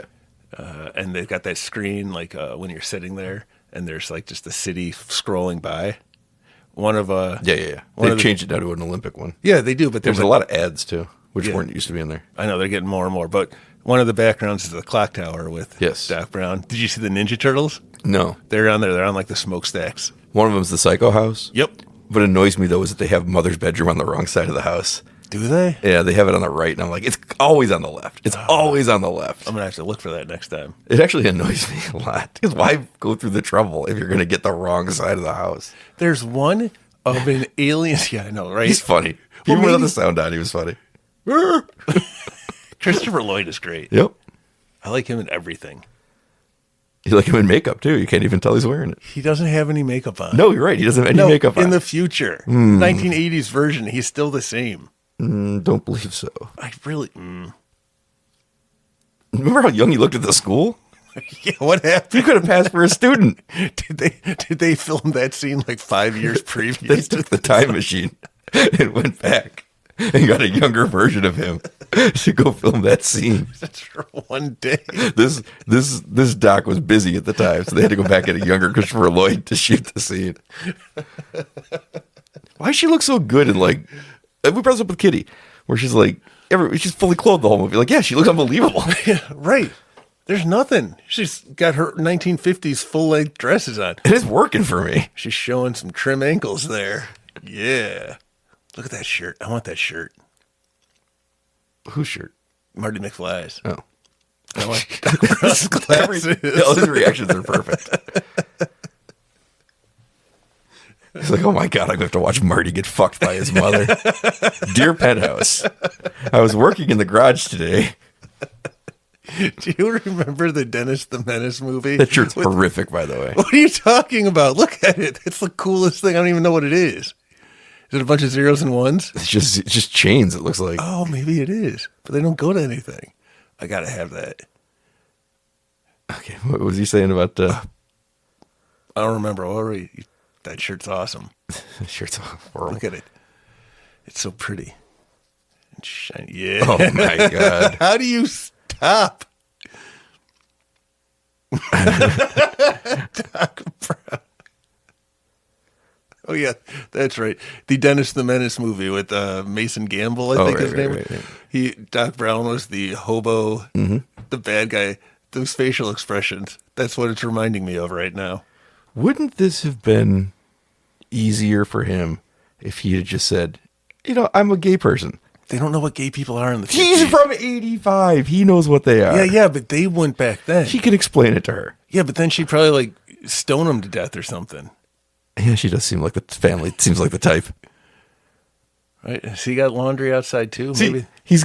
it's been 1 minute since she hit on him, and he goes, I guess I'm going to have to go through with it, and you'll have to stop me. Knowing that George is incapable of doing anything correctly. How is that plan A? There's no plan B. Don't even label it plan A. That's just plan. How is that plan? I'm going to pretend You're going to sleep with touch my her mom. on her. Oh, no. Look at it. Oh my gosh. He's telling himself, it's just an act. Now, do you think he's really disappointed in his father? And he's like, I have half of your DNA. And maybe he's like, I should get my mom. I think his problems come from the other half of the DNA right now. You're right. I think he'd love it if his mom was half of what his father was. That's right. You've got her full on horniness with his 50% horniness, like built into your DNA. Like the thing that's interesting about this when he travels back in time and they're the same age is that he could clearly be friends with his dad, which is nice. But he could clearly be lovers with his mother, which is much more complicated.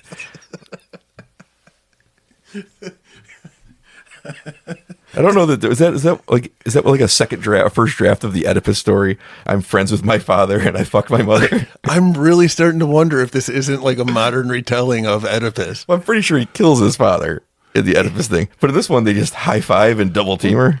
I mean, he kills the old version of his father. That's true. That one's gone. It's true. And he killed the fat version of his mother. That's true. Like, And the loser version of his brother and his sister said the same. but she has boyfriends. But she has boyfriends But now. now she fucks. Yes. Yes, well, the whole family fucks. It's that Leah Thompson DNA. Jennifer better be real careful when she comes over at the end of this movie because he's been real horned up all week and can't put it anywhere. He's got the strangest boner the whole week. Oh God, she better look out. How fucked up is that? Oh, poor Marty McFly. I get Eric Stoltz so much more now. I 100% understand why he read the script and said, this is what happens. It's a page turner though. Like, is he gonna fuck her? What the fuck is happening? Am I reading this wrong? I'm McFly. She's McFly. That's fucking weird. My mother's name was Lorraine. Like that sweet, sweet cheese. Okay, let's see the next page. Oh my god, he's gonna fuck her. I'm gonna ask about a rewrite on this one. Who wrote this? Because I got some questions about you.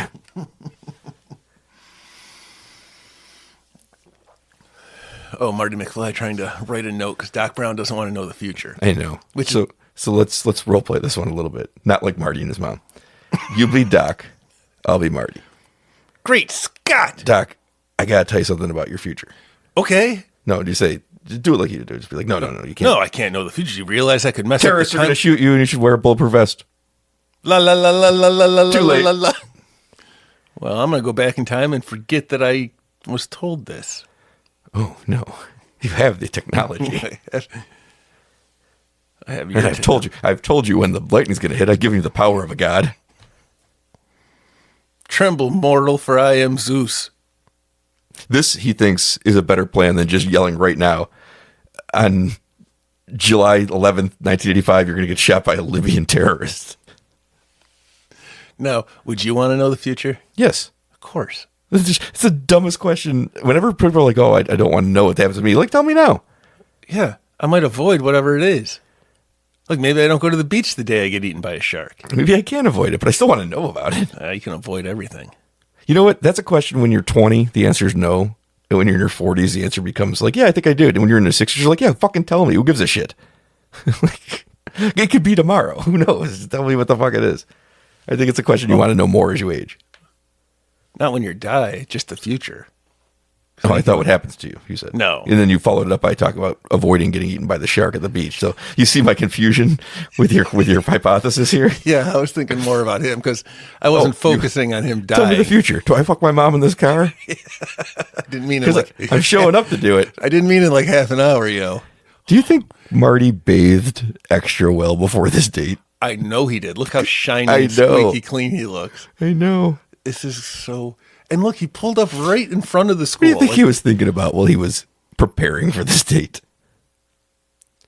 This is why Eric Stoltz got dropped. Oh, she's getting drunk too. Yeah, she's a drinker and She quit drinking when he got her to quit drinking with this speech, I guess. This brief moment of, don't do that, it's bad for you. And then she doesn't drink in the future this time. I didn't realize that was the reason. Square. See, you're on the right path now because she's not into you. And she smokes. I know she's the perfect woman. She smokes, she drinks, she parks. She's my mom. She's the perfect woman. Marty's never going to do better. Jennifer's never going to live up to this. All right. And here's Chuck Berry's cousin, Marvin. It's me, Marvin Berry. I love how it's like your cousin Marvin. You have to tell him his last name. As much Wait, as Marvin on the Berry side or Marvin on the other side? I always. Oh, whoa, hold on a second. whoa. I'm sorry. The answer is yes. The answer is yes. Holy moly. Oh, he has a good reaction to it. Like, oh, come on. Because he knows it's so hard to resist the temptation. He really does. Oh. Put your finger in her mouth.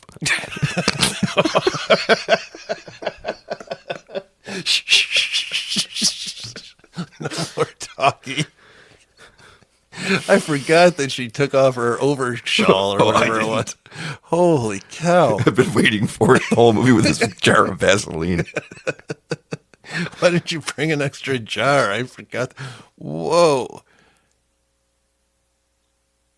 He's into it. Is that when he stuck his finger in her?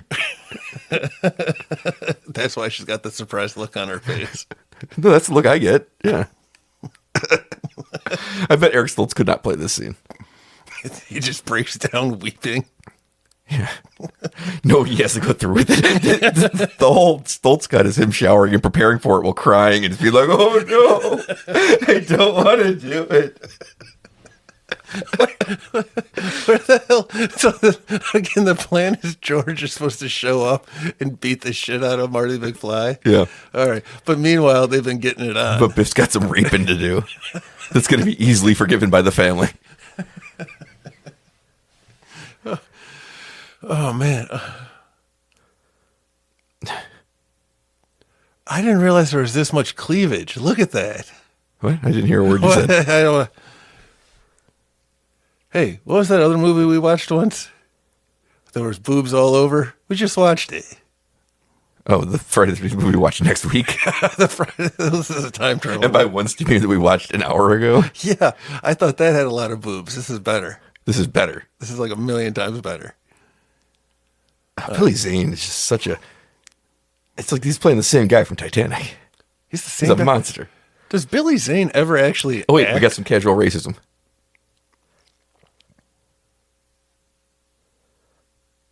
I was like, we're thinking, we don't want to mess with no reefer addicts.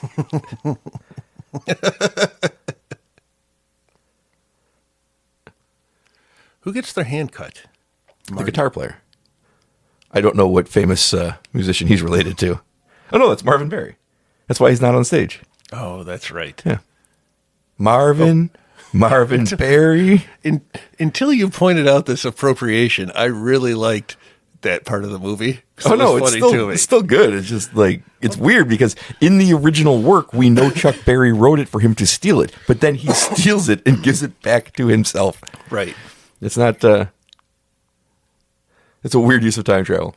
But it's a non-dangerous kind because you're not actually affecting anything because you're giving it back to the person that should have had it. So it's actually the best kind of fucking with things, but not fucking with things because it ended up in the right place. Yeah.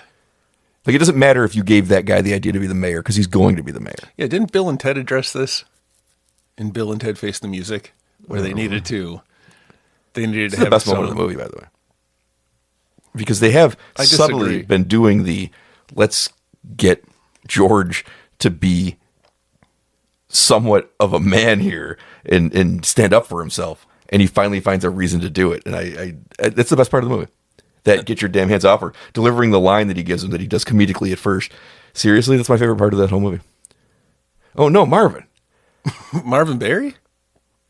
I don't know his cousin. Chuck? I don't know from what yet. Now she should kick his ass. Ooh, right under a dumper. That's a funny term for a butt. It's those pooper.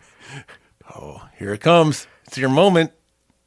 This is the whole soul of the movie right here in this one scene. Kerpow! As much as it's about Marty and his hijinks and trying not to fuck his mother, it's this scene that is like the whole power of the movie.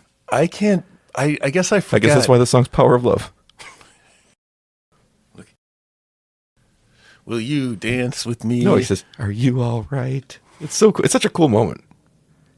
Because nobody cared about her before. Even her son didn't want to fuck her. Bullshit. No, he did. You're right. I guess I always identified with Marty McFly. Oh no, I realized the words I'm saying. So their lives are way better because he stood up for himself and because she could respect the man she was with and then have respect for herself and not become a drunk. That's the lesson we learned. Because he hit Biff, Biff becomes a complete loser. Mm-hmm. Like I said on a different podcast before, hits him so hard he loses all his riz. George becomes self-confident, and then she's so attracted to the man that she ends up with this time around that she doesn't become an alcoholic. And she keeps up her figure. And somehow that gets her brother children. a better job. His brother a better job. But it gets the sister. Fuck. She's fucking. No, Marvin. Marvin Berry? You know what? The kids are going to love it. He's going to play some wild music, but in the future. I don't like how much he's not singing the song. When I saw this the first time as a child in the movie theater, I thought he was singing the song for a very long time. You were a stupid child. I'm not even sure that I believe that he's not singing it. But it's not even him on the record. That's the thing I mean, for some reason it doesn't work here for me at all, but it does work for me in Oh Brother Where Art Thou. I don't mind that he's not singing the song. I think he might have been. He's not. He told a great story about it because he's Rosemary Clooney's nephew, who's a famous singer. And he went in there to sing, and he's like, "You guys want me to sing? Like, I've kind of runs in my blood." And then he's tried, and they go, "No, we won't be using that." And he goes, "Okay."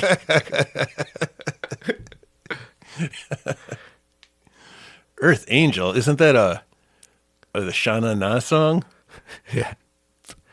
It's your cousin, Marvin Bowser. What? I can't Bauman, understand. Right? Yeah. Marvin Bowser Bauman. You know that new sound you're looking for? Well, listen to this. I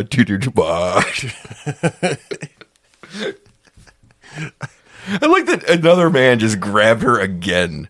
I mean, but it's weird because she wants it from so many people, but they're not the men grabbing her. now look, he's just throwing people around.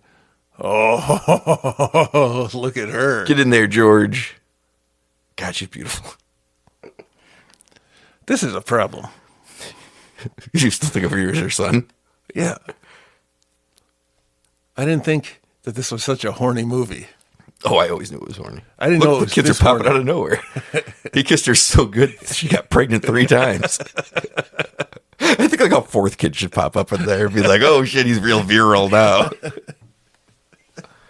And then she should pull a rubber out of her purse and the kid disappears. Knowing what we know about the way she thought of George before he hit Biff, and what we know of their relationship in the later things, you know that every one of these kids was an attempt to save the marriage. Yeah, in the original single timeline. one of them, because they're spaced out apart enough where they're like, "I guess we could do that again." It's like the one time every 4 years she let him touch her. I'm still unclear on how they got together originally. I am too. Maybe that last part happens in the original one.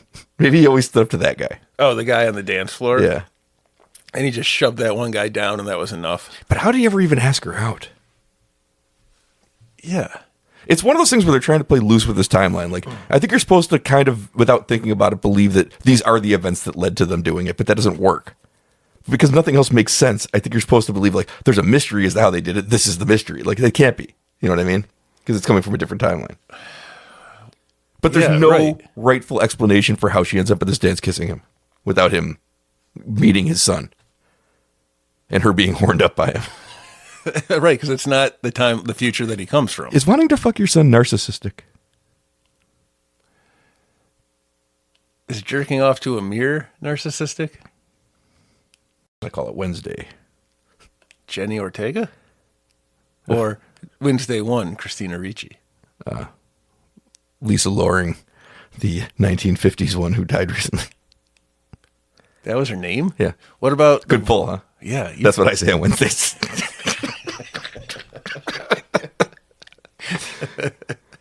Oh, look at them. They're dancing to the bebop. I can't believe I set myself up for that. Fuck. This movie's perfect. This movie, Kitty better be ready when she gets home because I'm gonna have that gremlin mask. Put on a mask.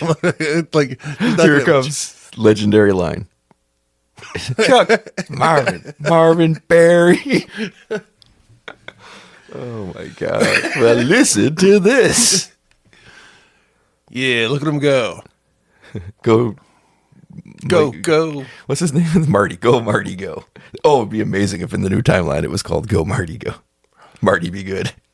That's what he told himself before he went on that date with his mother.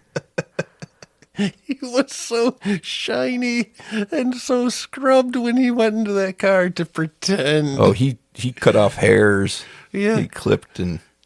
He made himself presentable. Uh-oh. He's going too rock and roll for him. Just like he did in the beginning. It's not the time, man. I think that a slightly younger Huey Lewis should stand there and be like, "You're just too loud." That would have been good. Johnny be good. Marty. Yeah. I did think when I was a kid and watched this was the coolest anyone had ever looked. Playing the guitar? The whole ending sequence of this where he's just so much cooler than everybody else. They don't even know what rock and roll is. Yep. I get that. Oh. That principle. Like he looks at the guitar like, how did it do that? Like, no, music exists. You know what guitars can do. I think he was checking it for damage. Like, what did this jackass do to my guitar? That's not his, it's Marvin's. Shut up. Shits are out again. Why? I guess he can rest in the solace that he'll supple on those things down the line.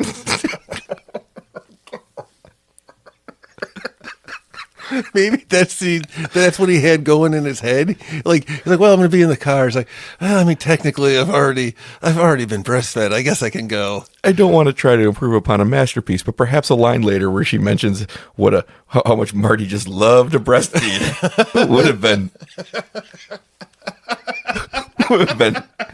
a fun addition to the rest of the reveals. Based on with all the reveals they have in there, how did that not make the cut? It's in the Stoltz cut.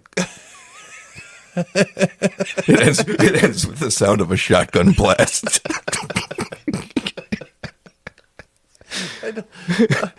I never heard why Eric Stoltz was cut from this, but I understand 100% Yeah, now. he thought it was a tragedy. It was a dramatic tragedy. It absolutely is. Now the movie starts to fall off again because there's no more Leah Thompson. I've already forgotten what we're watching. She pops back up. Yeah. All right, what else they got? I wish that Zemeckis had as little regard for his work as Lucas did, and at the end of this, because they reshot the scene for 2, at the end of this, his girlfriend was replaced by Elizabeth Shue in the original, which didn't happen, right? But because they're going to do it anyway. That they go back and reshoot it. It should be Elizabeth Shue. And hey, it makes sense. He changed the timelines. I know. That's kind of why I think it's a different upgrade. I like Elizabeth Shue. Hell yeah. She was an adventure in babysitting. Hell yeah. Loved her in that movie. I watched that movie a lot. That had Thor in it. Remember how her boyfriend was like a 40-year-old? I do remember that. It's the guy from Billy Madison, too. Bradley Whitford? Yes. I didn't know that was Bradley. I got to watch that movie again. I like Bradley Whitford. Yep. Maybe if I knew there were delicious Triscuit crackers, I could have enjoyed them with you. I'm sure that, he's like a Emmy Award nominated guy from the West Wing. I'm sure he appreciates that every time I think of Bradley Whitford, I think of that line from Billy Madison. He's got a business ethics. Because he did Get Out. Yes, that's right. He's in many great things, but I think of the Triscuit crackers. I think he's got a perfectly delivered line. I think he's got a fairly good sense of humor. He was in that show with Colin Hanks that I liked. It's not even his line, by the way. It's the other guy's line, but it's the scene I think of. It isn't his line. No, he's the one who ate all the Triscuit crackers. It's a perfect character beat. But for some reason, that's what I think of when I think of him. That's Carl's line. He gives the business to Carl. It 100% is, but that's the line I think of too. And it's not even him talking about it. Oh, God. Okay. What's going on here? I don't know. I'm lost in Bradley Whitford stuff now. When Leah Thompson goes away, a Whitford must emerge. That's the natural order of things. Yeah, he's great in Get Out. He's great in Get Out. Yep. Oh, yeah. There was that other show, like I said, the procedural cop one with Colin Hanks, who I like. Nepo baby. Yeah. He's one of the okay Nepo babies. Like Jack Quaid. Like Lewis Pullman and his dad. Kurt Russell. God, I was just getting over it. No, I'm back to having a headache again. It's back. That one's going to haunt me for a while because I've never seen the commercial. I did. No, I did. I watched it with my jaw agape. Right. He was riding a horse, and then why is Lewis Pullman there? And then he's his dad. What the fuck? Was You it his both dad? have, yes, and you both have very famous other siblings, or other Relations. fathers and sons. I want to know. Maybe it wasn't his dad. It just felt like a dad thing, It seemed like a dad thing. which is why it was so unnerving to me. I'm going to have to look that up. I don't even know what they were trying to sell. I never want to think of it again. It's not like the monkey with the chainsaw commercial that I spent 20 years tracking down and found. I looked it up when YouTube became a thing, just like with the monkey chainsaw commercial. Yeah, I found it eventually. So did I. It The was for a story, watch the or story something. behind that, though, is that my grandmother had just died, and we were all at her house waiting. It's like the day she died, so it wasn't even the wake yet. The whole family was there grieving, and the commercial came on where a guy was sitting on a park bench, and an EMT runs over to him, and she's like, "We have to reattach the appendage. We have to reattach the appendage. Is everything okay? Oh my God, find the appendage." And he's like, "What are you doing? Everything's fine." And she goes, "Are you sure?" He goes, "Yeah." And she goes, "All right." And she walks away. And then a monkey with a chainsaw comes out of the bushes, and it says, "It's good. It's a good thing to be in sync." And I laughed so fucking hard. I don't know what the product was. I laughed so fucking hard in the middle of the mourning of the family, and they all looked at me, and I was like, "It's a monkey with a chainsaw." And it lifted above its head. And 20 years later, I found it. Yeah, he was so proud of that chainsaw. Yep. It was good. It's a perfect commercial. It was like a clock or a watch commercial of some kind, I believe. It's one of my absolute favorite commercials of all time. That one and the one where the German guy yells at you for caring about a lamp that has no I feelings. think that was a Spike Jones commercial. Yeah, that's a perfect commercial. I like one. There's a Levi's jeans commercial done What are in you doing? claymation. This lamp has no feelings. It's so perfect. The new one is better. The new one is much better. Oh, fuck. What are we watching? I don't know. Leah Thompson's boobs went away, and I don't know. They were never even out. No, they did a great job covering her the whole movie, so you got that great reveal, and it's like, ooh. Holy moly. Hey, take some notes, Adam Marcus, director of the next movie we watch, on how to set up and reveal things. No, there's no need. It's just always all the time. Ooh. Is that another, what did that say? I'm Western, trying to figure out what the store was, yeah. Western Auto. Something. Auto store. I thought it was an adult store. It might have been. It's like, what is this town's seedy history? Anyway, back to the Roku thing with the little screen From that 2 goes hours past. ago? Yeah. So it's got all these famous movie things, like little Easter eggs. Ben Grimm's? Yes, a bunch of little Ben Grimms.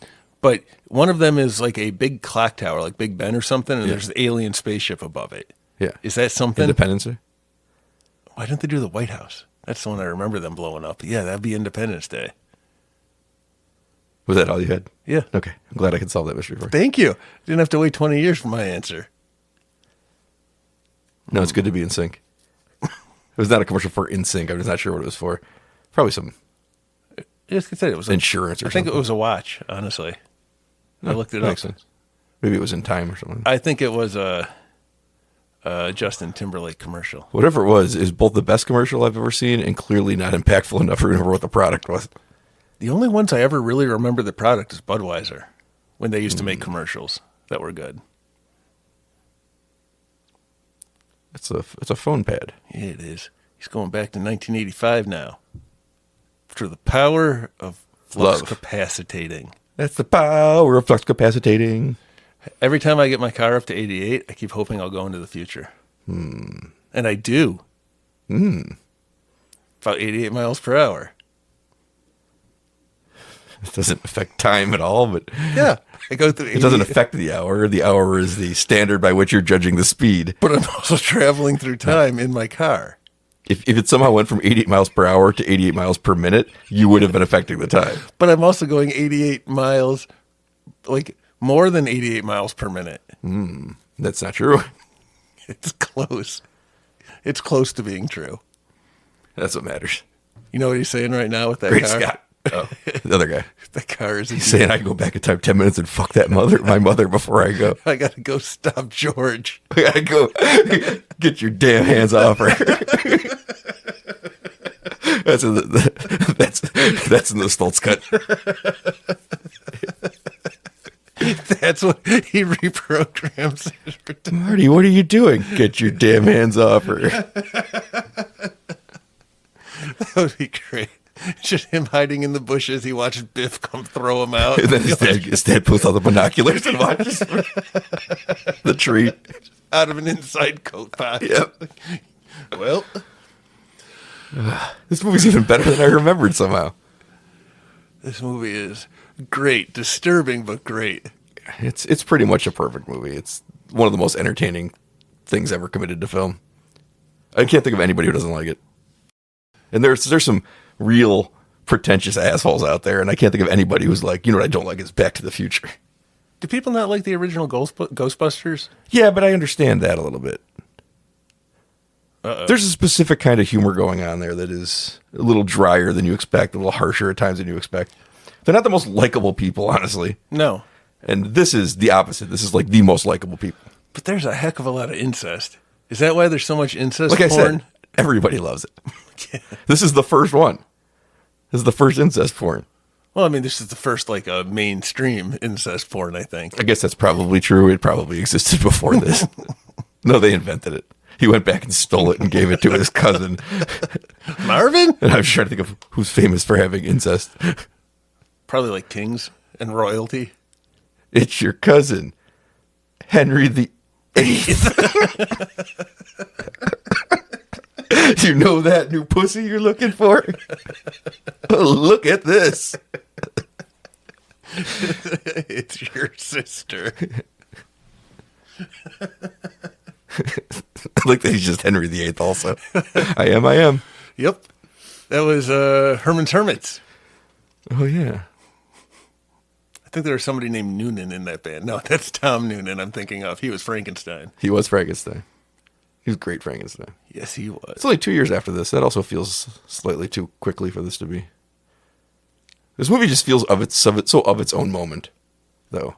You know, like even thinking about it in relation to Gremlins or Ghostbusters or No, I don't- other things, it just feels like it exists. It's its own thing, I get that. which is weird because it has a lot to do with the time period it's set in more than these other movies by far. It's in the same town as Gremlins. That's true. 1 year later, they really recovered from the Peltzering.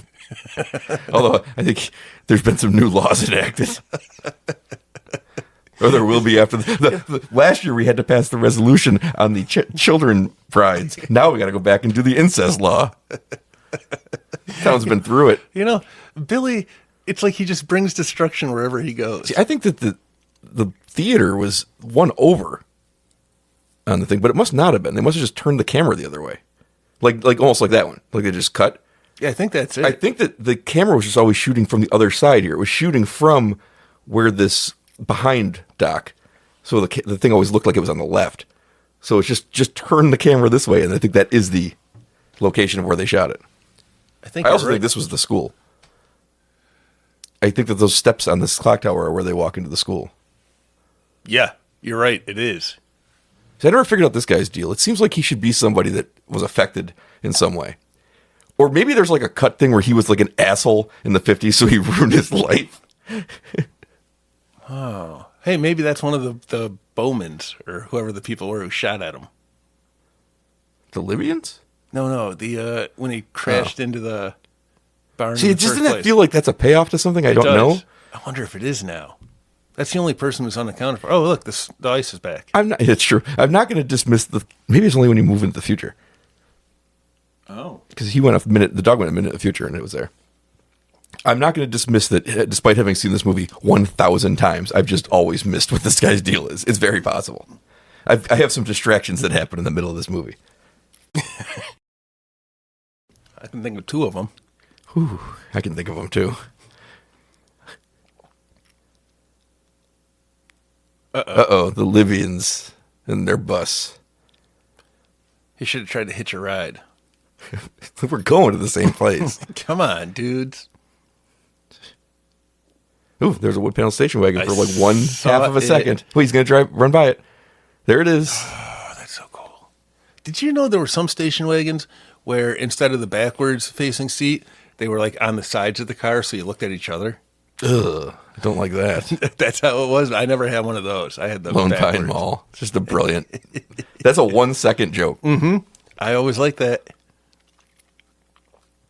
You're right. It is. There's so many payoffs. They set up so much. Just I don't know. Oh, they're shooting at him. I was going to say, it seemed like they kept shooting at Doc. And I'm like, I don't think that chest protection is going to do anything when they keep shooting at you on the ground. Whatever happens to the Libyans, though? They go to jail? I don't know. Or they get caught because they're shooting in the parking lot and then crash? I feel like it's Because explained. it feels like this is a issue that's going to come up again tomorrow for Doc. Where did the Libyans come from? Libya. By Libya. Yep. Should have known that was going to happen. He's going to watch himself go into the past. You're going to see some serious shit. But how did he come back to see himself? That future didn't happen. Yeah, why is he still going back in time? Yeah. I told you that it's wonky. In a way that you don't want hard sci-fi, though, because that's not going to make for a really fun time travel movie. But what if it did? No, I guess he still would have to go back in time because he's supposed to escape the Libyans, because despite reading this, he didn't think, let's try this somewhere else. He thought, let me wear a vest and hope they only shoot my chest. So that this whole cycle still has to happen, even though I could have avoided it easily. And I'm a scientist. But if he had done that, then Marty never would have gone back in the past. That would have been better. Not for Marty, but it would have been better for Doc. But then Marty would just stand here now disappearing. And Well, I that guess- was the Eric Stoltz ending. I guess he had to go back in the past or he never would have gotten the note. But why do you go back in the past now? Because he got the note. That's what I mean. He has He has to let to. Marty go back or else he's not going to get the note and he'll be dead. Right. But then... No, that's like an event that has to happen. Okay, but Because it's the opposite of what we're talking about. The how- future's already changed, though, with his mother and father. Yes. Like this reality that they're in right now. But that's a direct cause of him having to go back in the past. So those things are all fine. It's changing the future is always fine. It's changing your past that doesn't work. But that Marty who just went back in time grew up with this family who is different. Because... Yes, we'll never see him again. right. That No, that's Marty true. now just 100% true. They'll never see that Marty again. he just disappears. The well-adjusted, Yes. happy, horny... We got 0 seconds with him and we know nothing about his life, but that's what kept Eric Stoltz up at night. Is the dreaming of the life that Marty had that we never got to live. The unlived life. That's 100% right. Yeah. That Marty that left is a man we never knew Oh, and we never will. and never will. But he's out there somewhere Yep. in an alternate 1986 or 56, 55. I don't know why I keep saying 86 because then we go back to 86. You know what? I bet you he does not hold back from fucking his mother. in Eric 1950. Stoltz? No, Eric Stoltz fucks. Yeah, didn't he have sex with Cher in that elephant movie? Where he's his daughter or Yeah. son? Yeah. That's what he does, man. He's a Right. real motherfucker, that That's one. what I It just has thought. to be his mother. That's why we were confused, where you thought it was. I was confused. I was thinking of the deleted scenes of this movie. Yeah, it was both. Remember Pepsi Free? Because I don't. I do. I don't. I remember how You stupid think you're it better was. than me? No, I just remember Pop, and I remember New Coke, and I remember Crystal Pepsi. Those I remember all of those. I don't remember Pepsi Free. I like, it was like maybe 1990 when Coke, or no, it was Pepsi, had the crazy cans, and they were like neon. Oh yeah, I do remember that. So I remember everything you're saying except for Pepsi Free. That's weird. Maybe Pepsi, maybe I don't remember Pepsi Free. That's why I'm curious why you remember it was an Ohio thing. This movie is in Illinois, which is much closer to Ohio than it is. Hey, his house is different. Yeah, they're more successful, but they live in the same house, so they're not that much more successful. He's got a suit on now. There's no difference between his sister and the sister before. Oh, she has no glasses on. I was right. It was just the glasses. No, the glasses are on the table next to her. His mom's horniness for her son fixed their child's eyesight many years later. It made her more attractive. This is why I don't buy that these kids would be born at the same time, because they were clearly birthed the first time to try to save a marriage that doesn't need saving. Yeah, why all the gaps? Speaking of gaps, You're right, he doesn't have a Hawaiian shirt on. he's just floored by how good his mom looks. He's going to hit on her, too. Look at him. Look, he's hitting That's on her. fear. He's like, damn, my mom's not fat no more. He's like, no, I got the same problems in this reality. That Eric Stoltz thing makes more and more sense. Oh, my God. I feel like Eric Stoltz lost his mind when he got to this part of the script, and he was just like, you want me to do what? Just live like this is a normal life? With my hot mom? Look who's coming on to me She's again. giving him the fuck me eyes. That's ridiculous. And the dad's cool with it. He's like, high five, guys. Is the lesson of this movie that money solves all of your problems? Because they have some money. Again, they live in the same house. That's what science says. Well, everything that I've read was money up to a certain point does solve most of your problems. It solves most of your financial problems. Right. And that turns out to be a lot of your other problems because it just true. relieves all of the stress from you. I guess that's true. After a certain amount, it's pointless and it doesn't add anything to your... You know who tells you that? Billionaires. No, after a certain point, you just don't need anymore. But I think about it- you don't need anymore. I need it all. Yeah, that's the problem. Because I think you don't need enough. You can just, at that point, just give your money to taxes because who gives a shit? Go fund a school. What's this? A new book? A new book? It's his first book, they say, which makes no sense. Why did it take him 30 years to write a book? I mean, it takes me longer. Maybe he was writing like magazine articles and stuff, working his way up. Because that's a pretty big book. This is a bigger book than I would read. It's a bigger book than I've ever read. It's a far, far better place I go to. What if it was all like... This truck, why does this truck from 1985 look so much better than the trucks we have now? It looks sturdier, cooler, sleeker. Also, nobody could ever park it this way. That's clearly done for the shot of opening it, because how would you even get it into the garage? They had to build the garage around the way it's parked. It's always bothered me. How? I feel like the trucks today are trying to look like that truck. I feel, but they don't. Right. That truck is fantastic. It's like the best looking truck I've ever seen. But I feel like that's what they're trying to emulate. Ooh. Maybe it's because it's surrounded by so many like regular 80s cars that aren't that impressive looking. Yeah, like DeLorean. Like the one right there.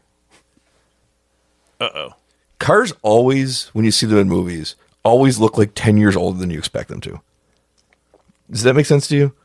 Like, my memories of cars just seem to be 10 years more recent. Because I was watching a movie from like 2000, and I'm like, oh, these cars all look like 90s cars.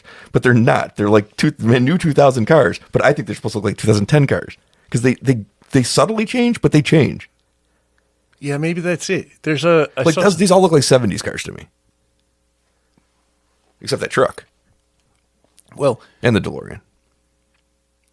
I saw something talking about why we don't have like a time specific like styles or like grunge for the 90s, say whatever the hippies did in the 60s, that kind of stuff. Yeah. Disco for the 70s. Like since the 2000-ish, everything just kind of subtly is the same. There might be tiny changes, but there's no distinctive. But like, look at those cars. They just don't look at all like anything that feels like the 80s to me. And I was just in the 80s. Yeah, here's why I think that is, because when their cars are extras on sets, a lot of them are cars from 10 years ago. And they should be. I drive a car that's 10 years old. Yeah, that's what I mean. So I think a lot of these extra And my cars look any different than the other ones driving around. So I guess that's a good point. But oh, the best part. Well, no, you know what? This is the first time I've ever seen a movie where the best part wasn't the credits. I know. The best part was those tits. Which you can see the year before in all the right moves, maybe 2 years earlier. I was going to say Leah Thompson's performance, but... Oh, no, yeah. No. I said earlier that I thought that Crispin Glover gives the best performance. I didn't see his dick. How is that the best performance? I'm waiting for the best boy. I hope it's me. Every time I watch these, I hope it's going to be me. Do you think Art and Set are brothers? Oh, no, because it's different. Decatur. It's decorator and director. Never mind. I thought I had something, didn't have it. They're cousins. Do you think Paint Foreman is Red Foreman's brother? Yes. Do you think Ralph Nelson is still a photographer? It's telling me he is. That was the one I used when I did the. Never mind. Ooh, a best boy grip. Grips. A lot of people gripping themselves on this side. Ooh, there's Wild Will. He was a grip. DeLorean time travel consultant. I have questions. Ron Cobb, you say? No, we have to go find this man. That's what I'm saying. I need some questions answered. Remember that name, Ron Cobb. I have some questions I need answered when we head back to 86. I am right there with you. That's why I'm committing that to memory. Ronco Lumber. I'm going to find out what the problem was. There's Jim Varney's brother. It wasn't plutonium we needed. It was... I'm not sure if plutonium we got. Plumonium. We need plumonium. Oh, because we changed the timeline. That's right. I hope we don't ever change a timeline where I don't like Hawaiian shirts. That'd be terrible. Picture cars, you say? I love this movie. Me too. I didn't realize it was quite the... like I said, Kitty's going to get attacked when she gets home. Just like Biff, and just like Marty, and just like Claudia George. Wells, top billing. Who's Jennifer Parker? That is the girlfriend. Top billing? Well, they're doing it in order of appearance, I'm guessing. Oh, that's why. Billy Marvin Zane, Berry. Match. Billy Zane played Match. Cool. I bet she had a match. Scooter Kids. They're my favorite. Are those the Muppets kids? Mm-hmm. Wow. Do you think one of them will disappear too? Mm-hmm. You said you think it's like a way of their people? You have to have two kids and only one is allowed to make it to adulthood? Yes, and the other one becomes a Muppet. There's the power of love. There's Back in Time. I like that one. Fuck Eric Clapton. He pushed his kid out a window. He did. And then he for another hit. Got it. Lindsey Buckingham. They got some real... Who the fuck? Ooh, Mr. Sandman. I think it would be amazing if when we get to Johnny Be Good, it says written by Marty McFly. I'm waiting. Now you got me waiting. Marvin Berry and the Starlighters. Wait a minute. Performed by Marty, but it doesn't say written by. No, but it says performed by. I would kill if they had the full credit and it said written by Marty McFly. That's pretty good, though. They went that far. They did go as far as they probably could and get away with it. That's pretty cool. Did you ever watch The Honeymooners? I've seen The Honeymooners. It's actually pretty good. I haven't. Despite being so long ago, it's actually pretty good. 27/8/31. It's one of those ones like The Golden Girls where you just have like really talented comedic actors, so it holds up and is good. Okay, no, I've seen a lot of The Golden Girls because Kitty was watching it, and that show's fun. Like, yeah, they're all. This is great. like 40 years before that, but Art Carney is like legitimately funny. I have only. Is that the one where he kept threatening to punch his wife to the moon? Yes. Okay, that was funny. That was not Art Carney though. That was Jackie Gleason. Art Carney was the neighbor. Yes. Oh yeah, and he's so fucking funny in that. Like it still works. You've watched this recently? Recently, within 10 years. Okay, all right. More. I saw it when I was a kid, so that is my last memory of it. All right. I've seen The Three Stooges more recently. Oh, the movie with Will Sasso? Where Curly pulls his mask off. Mask off and it's Will Sasso. Yep, that's the one. I wanted, because the Super Bowl, when we're recording this, just happened yesterday. And I wanted, because Drake May barely lost MVP, despite never doing well against teams with winning records. He was 1-2 and had 0 touchdowns in the one win they had all season against a team with a winning record. Almost gave him an MVP for having literally no success against teams with winning records, not accounting for anything because he was so good against the bad teams. We get to the playoffs, there were no bad teams, so we had the worst 4-game stretch in the history of the playoffs. And I said, I want one of those, somebody to make me a Scooby-Doo meme where you see the mask get pulled off, where they're pulling Drake May's mask off and underneath is Drake May. Because that's how I felt. Like, this is what we all thought he was when he's not playing the worst teams in the league. I don't even think he did horrible for being in a Super Bowl in his second year in the league. I think he was pretty horrible. If you were understand that most of his yards came when they were down 3 scores in the fourth quarter, and you realize he had 3 turnovers by then, he had like 85 yards and 3 turnovers when the game was 3 scores away. And then he had the greatest yardage quarter in the history of the Super Bowl. And threw 2 touchdowns. Meaningless. The garbage king. Garbage time king. Nothing against Drake May. He seems like a nice guy. And they'll have money to improve their team. But holy shit, man. It was not... everybody who said it was the schedule was 100% right. And everybody who tried to argue it wasn't is a fucking idiot. I feel like Everyone who takes a mask off should have Will Sasso underneath. I agree. Now I've changed my mind. That would be better. All right. That was our 3rd year anniversary. That was a good one. That was a great movie. That might be one of the 3 or 4 best movies we've covered on the podcast. It could very well be. I think Texas Chainsaw Massacre, 2, The Exorcist, UHF, Frankenhooker. Frankenhooker was so good. The Mount Rushmore of the Scare Value podcast. Frankenhooker, Marty McFly, with that look on his face when his mother tries to fuck him. That was pure lust, too. That wasn't fear. The cook from Texas Chainsaw Massacre 1 and 2, Drayton, and Ronald Reagan. Scary times. All right. We'll see you next week for a watch along where we learn some stuff about Pete that's not going to be too great. And I can't edit it, so it is what it is. What are we going to watch? Jason Goes to Hell. I've never seen that one. The Final Friday. You watched it 2 hours ago. But I haven't watched it yet because it's not next week. We're going to go back, get in the DeLorean, get some frozen bananas in the tailpipe. Going to look for go my back mom. in time 4 hours and do this all over again. All right. And I'm kind of excited to watch both, to be honest with you. I mean, I'm more excited to watch one than the other. I'm excited. Because it's got real tits in them. Spoiler alert. Yeah. All right. I'm done here. All right. Our 4th year anniversary in 1 year, we'll be doing Eurotrip.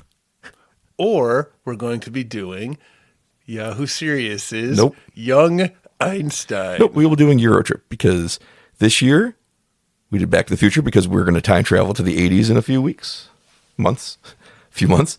And next year we're doing Eurotrip because of reasons I'll keep to myself for now. You're stroking your beard. Well, Leah Thompson's gone. I'm done stroking the other thing. And your beard goes all the way down to the floor, so. These are different strokes. See you next week. Happy anniversary. Thanks for listening. I don't know why anyone's listening.